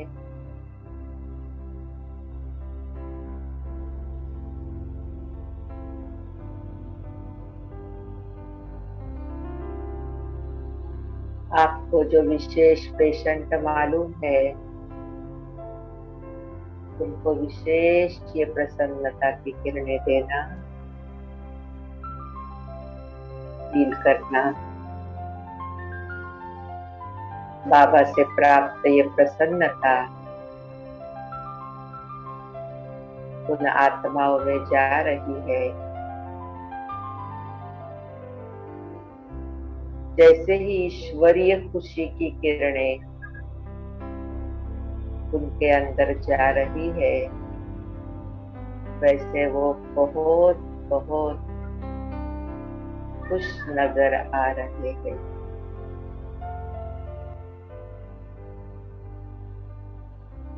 उनके चेहरे प्रसन्नता से खिलते जा रहे हैं।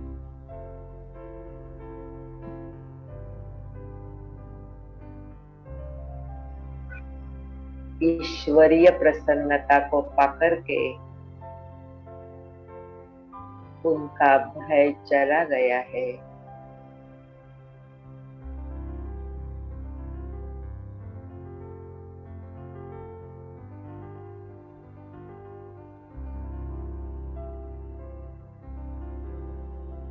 उन सब की इम्यूनिटी पावर बढ़ती जा रही है।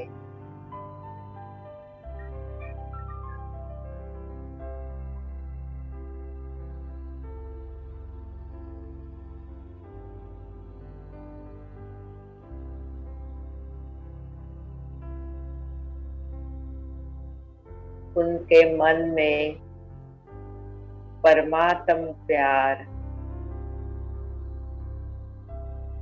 निर्माण होता हुआ मैं देख रही हूँ।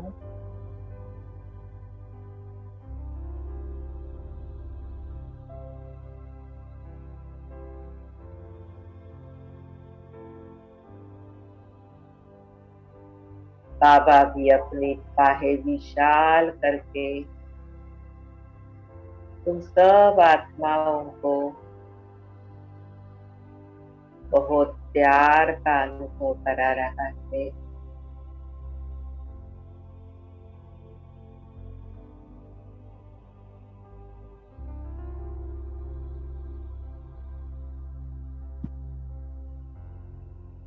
संसार की समस्त आत्माओं को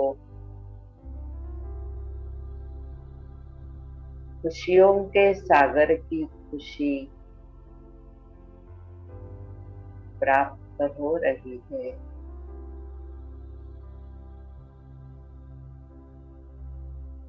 सबके मन का भय, चिंता, दुख, अशांति मिटती जा रही है, मिटती जा रही है, मिटती जा रही है।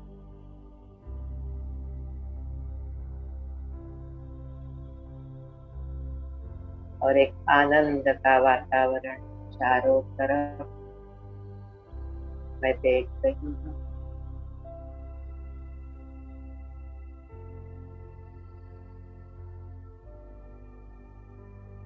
अब मैं आत्मा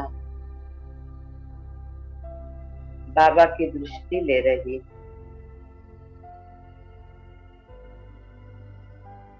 और बाबा मुझे वापस सूक्ष्म वतन में लेके आ रहे हैं।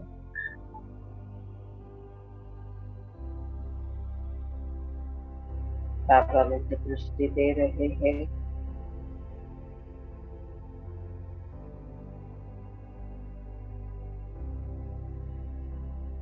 दृष्टि लेते लेते मैं आत्मा मूल वतन में पहुंच गई, आनंद के सागर के पास।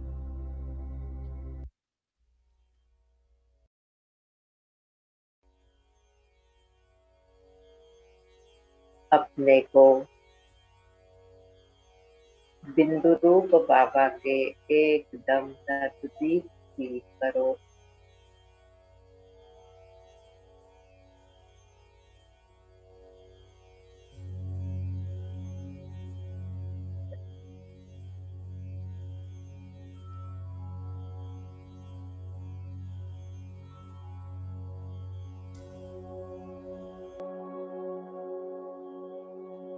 आनंद के सागर के आनंद में डूब जाओ।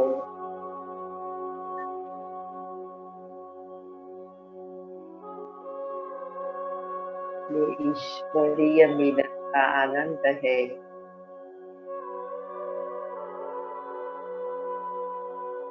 जो अखंड है,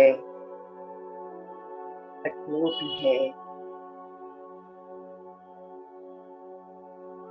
सुंदर अनुभव करो।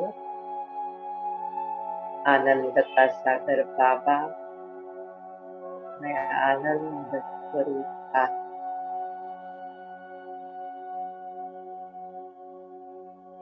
एक ही संकल्प करना,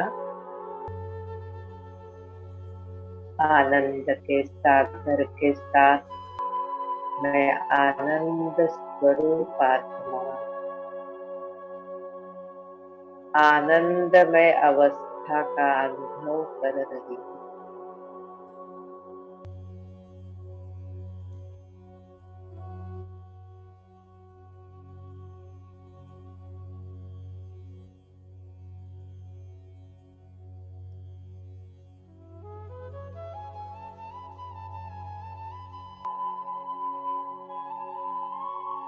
सच्चित आनंद के सागर के साथ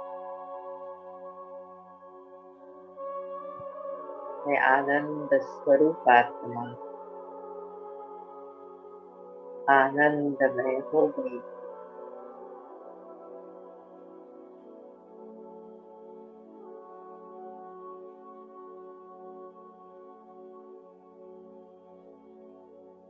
ये संपूर्ण आनंद है, सर्वोच्च आनंद है।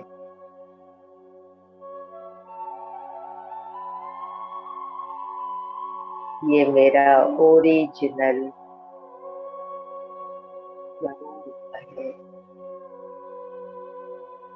आनंद से।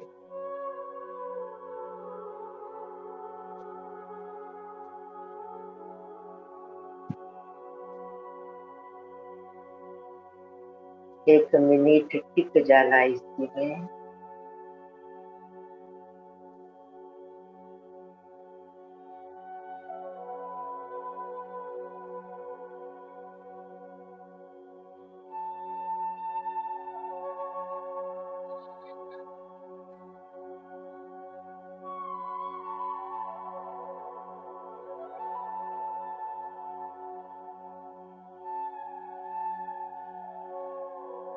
मुझ आत्मा के अंदर क्या कोई भय, चिंता, तनाव, दुख दर्द, जैसे बाबा ने अपनी ओर ले लिया,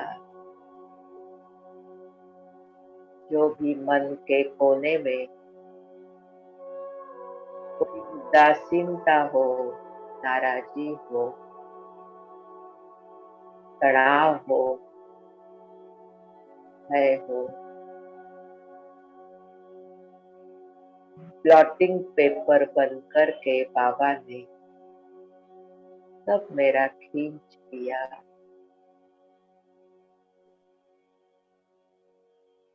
देह भान और देह का अभिमान बाबा मिटा रहा है।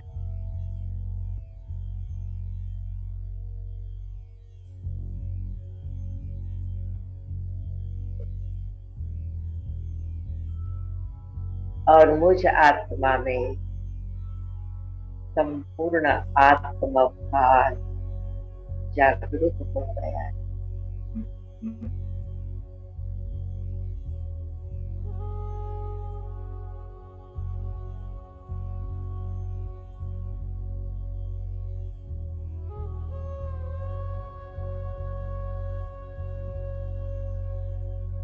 बाबा से अपने अंदर संपूर्ण आनंद को समाकर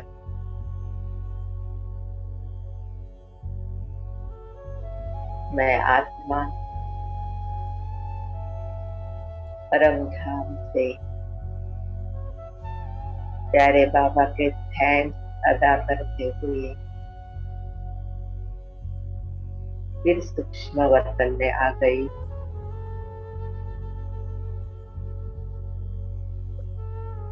फिर मैं स्वयं को खुशी का फरिश्ता देख रही हूँ। बाबा से दृष्टि लेते लेते मैं आत्मा दृष्टि रंग भूमि की तरफ आती जा रही हूँ। मेरे चारों ओर आनंद की लहरें हैं, प्रसन्नता का माहौल है।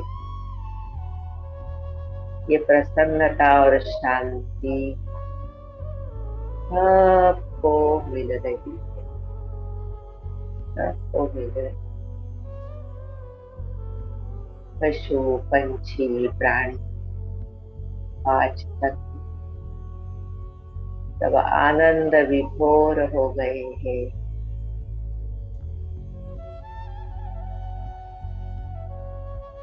और मैं आत्मा खुशी का फरिश्ता धीरे धीरे दृष्टि रंग भूमि की तरफ आ रहा और आते आते अपने इस साकार शरीर में खुशी के फरिश्ते ने प्रवेश किया। आनंद स्वरूपात्मा प्रकृति मध्य स्थित हो गई और खुशी का फरिश्ता शरीर में समा गया।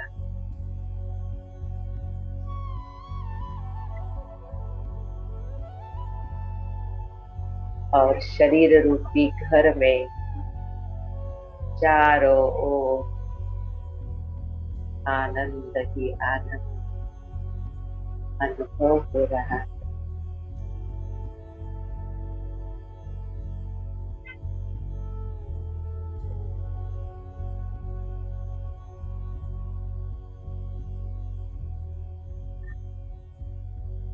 अब चारों ओर आनंद के वाइब्रेशन, जिस परिवार में मैं रहती हूँ, जिस स्थान पर रहती हूँ, उस स्थान में चारों ओर ये आनंद के वाइब्रेशन फैल रहे हैं।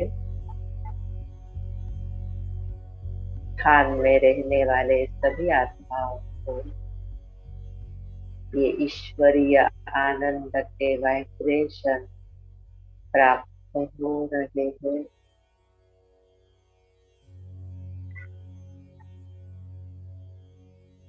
अब आंखें बंद करो।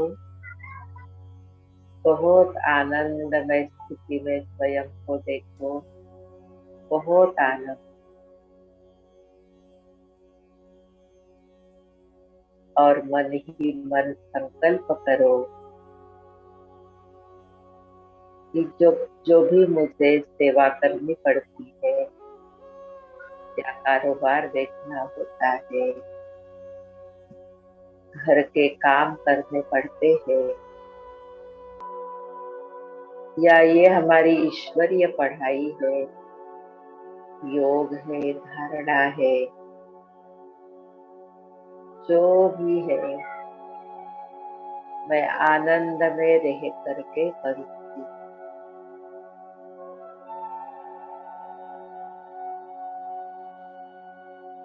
अपना लक्ष्य समझ के करूँगी।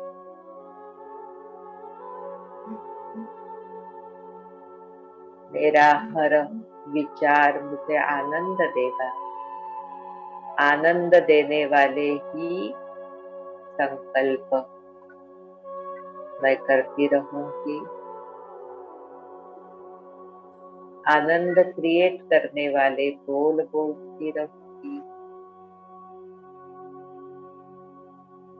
और जो भी मेरा सेवा का कारोबार है,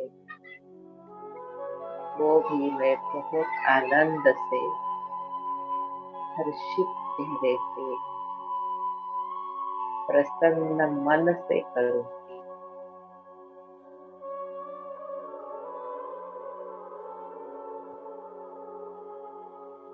अब एक गीत लगेगा और हमारा ये योग यहाँ पर समाप्त।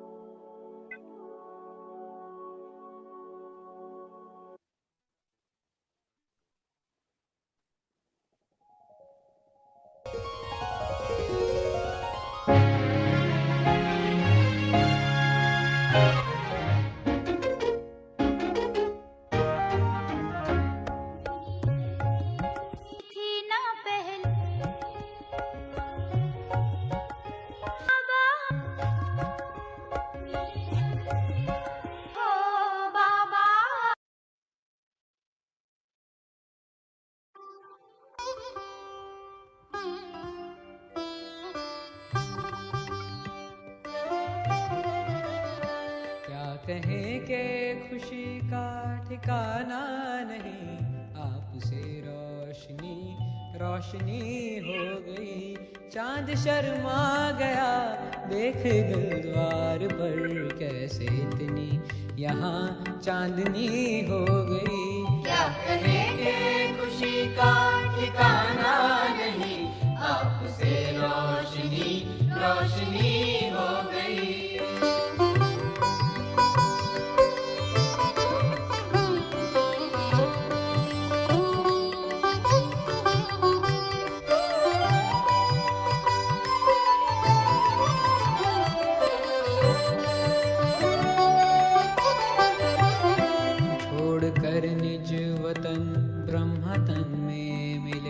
ये नजर पाए जो भाग्य उसके खुले, छोड़कर निज वतन ब्रह्मा तन में मिले। ये नजर पाए जो भाग्य उसके खुले, ज्ञान सागर में आकर नहाया है जो, उसकी तो जिंदगी हो गई। क्या कहें कि खुशी का ठिकाना नहीं, आपसे रोशनी रोशनी हो गई।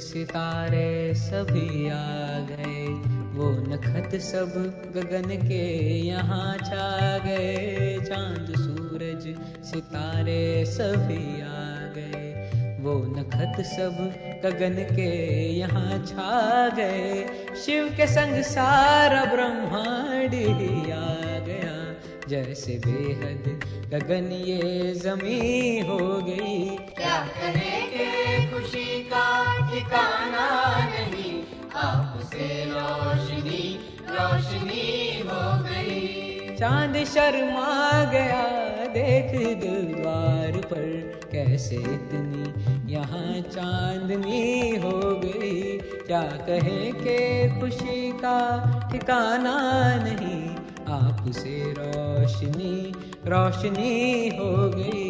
आपसे रोशनी रोशनी हो गई, आपसे रोशनी रोशनी हो गई।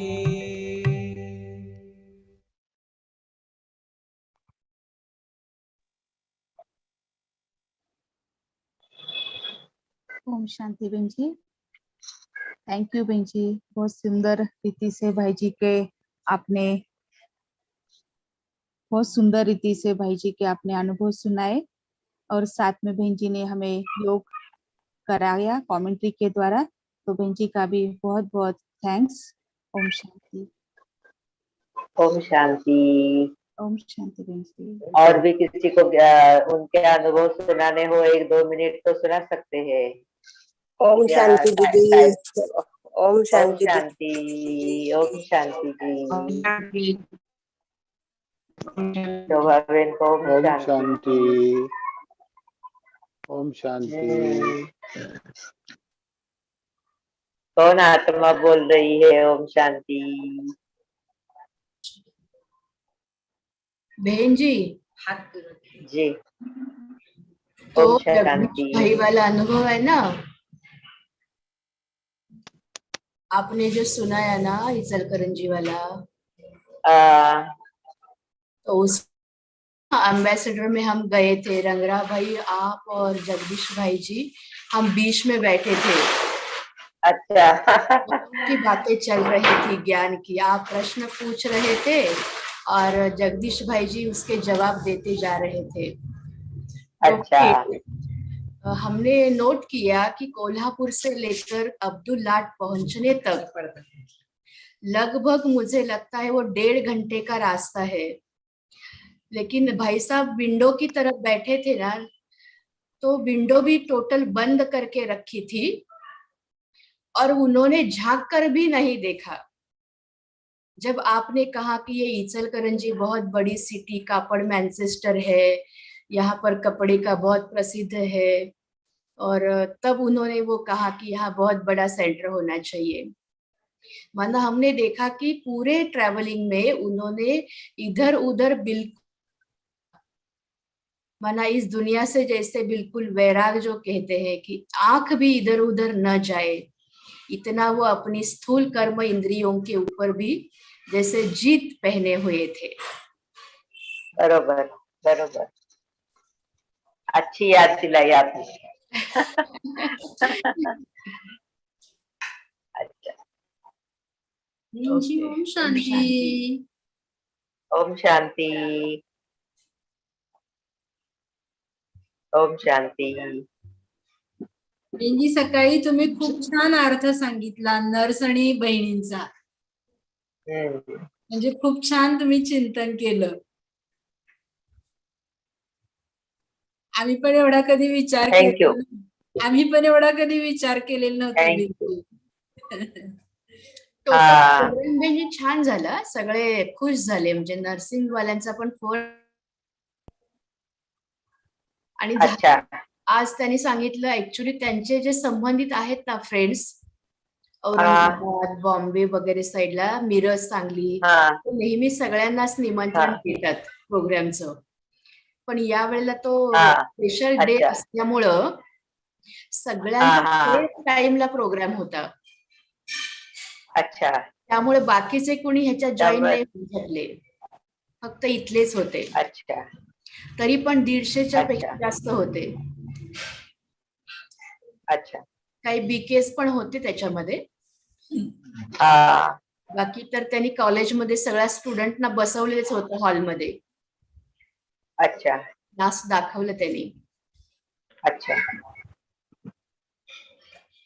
चला ओके. ओम शांती. ओम शांती. शीतला, अश्विनी ओम शांती. प्रफुल्लभाई ओम शांती. ओम शांति. दीदी, थैंक यू. ओम शांती. Thank you. बहुत अच्छी आनंद की अनुभूति हुई. ये लोक समोर ये सगळे. बेंची भाऊ आलाय छोटा. हाँ जी. हाँ ओम शांति. ओम शांति. ओम शांति. ओम शांति.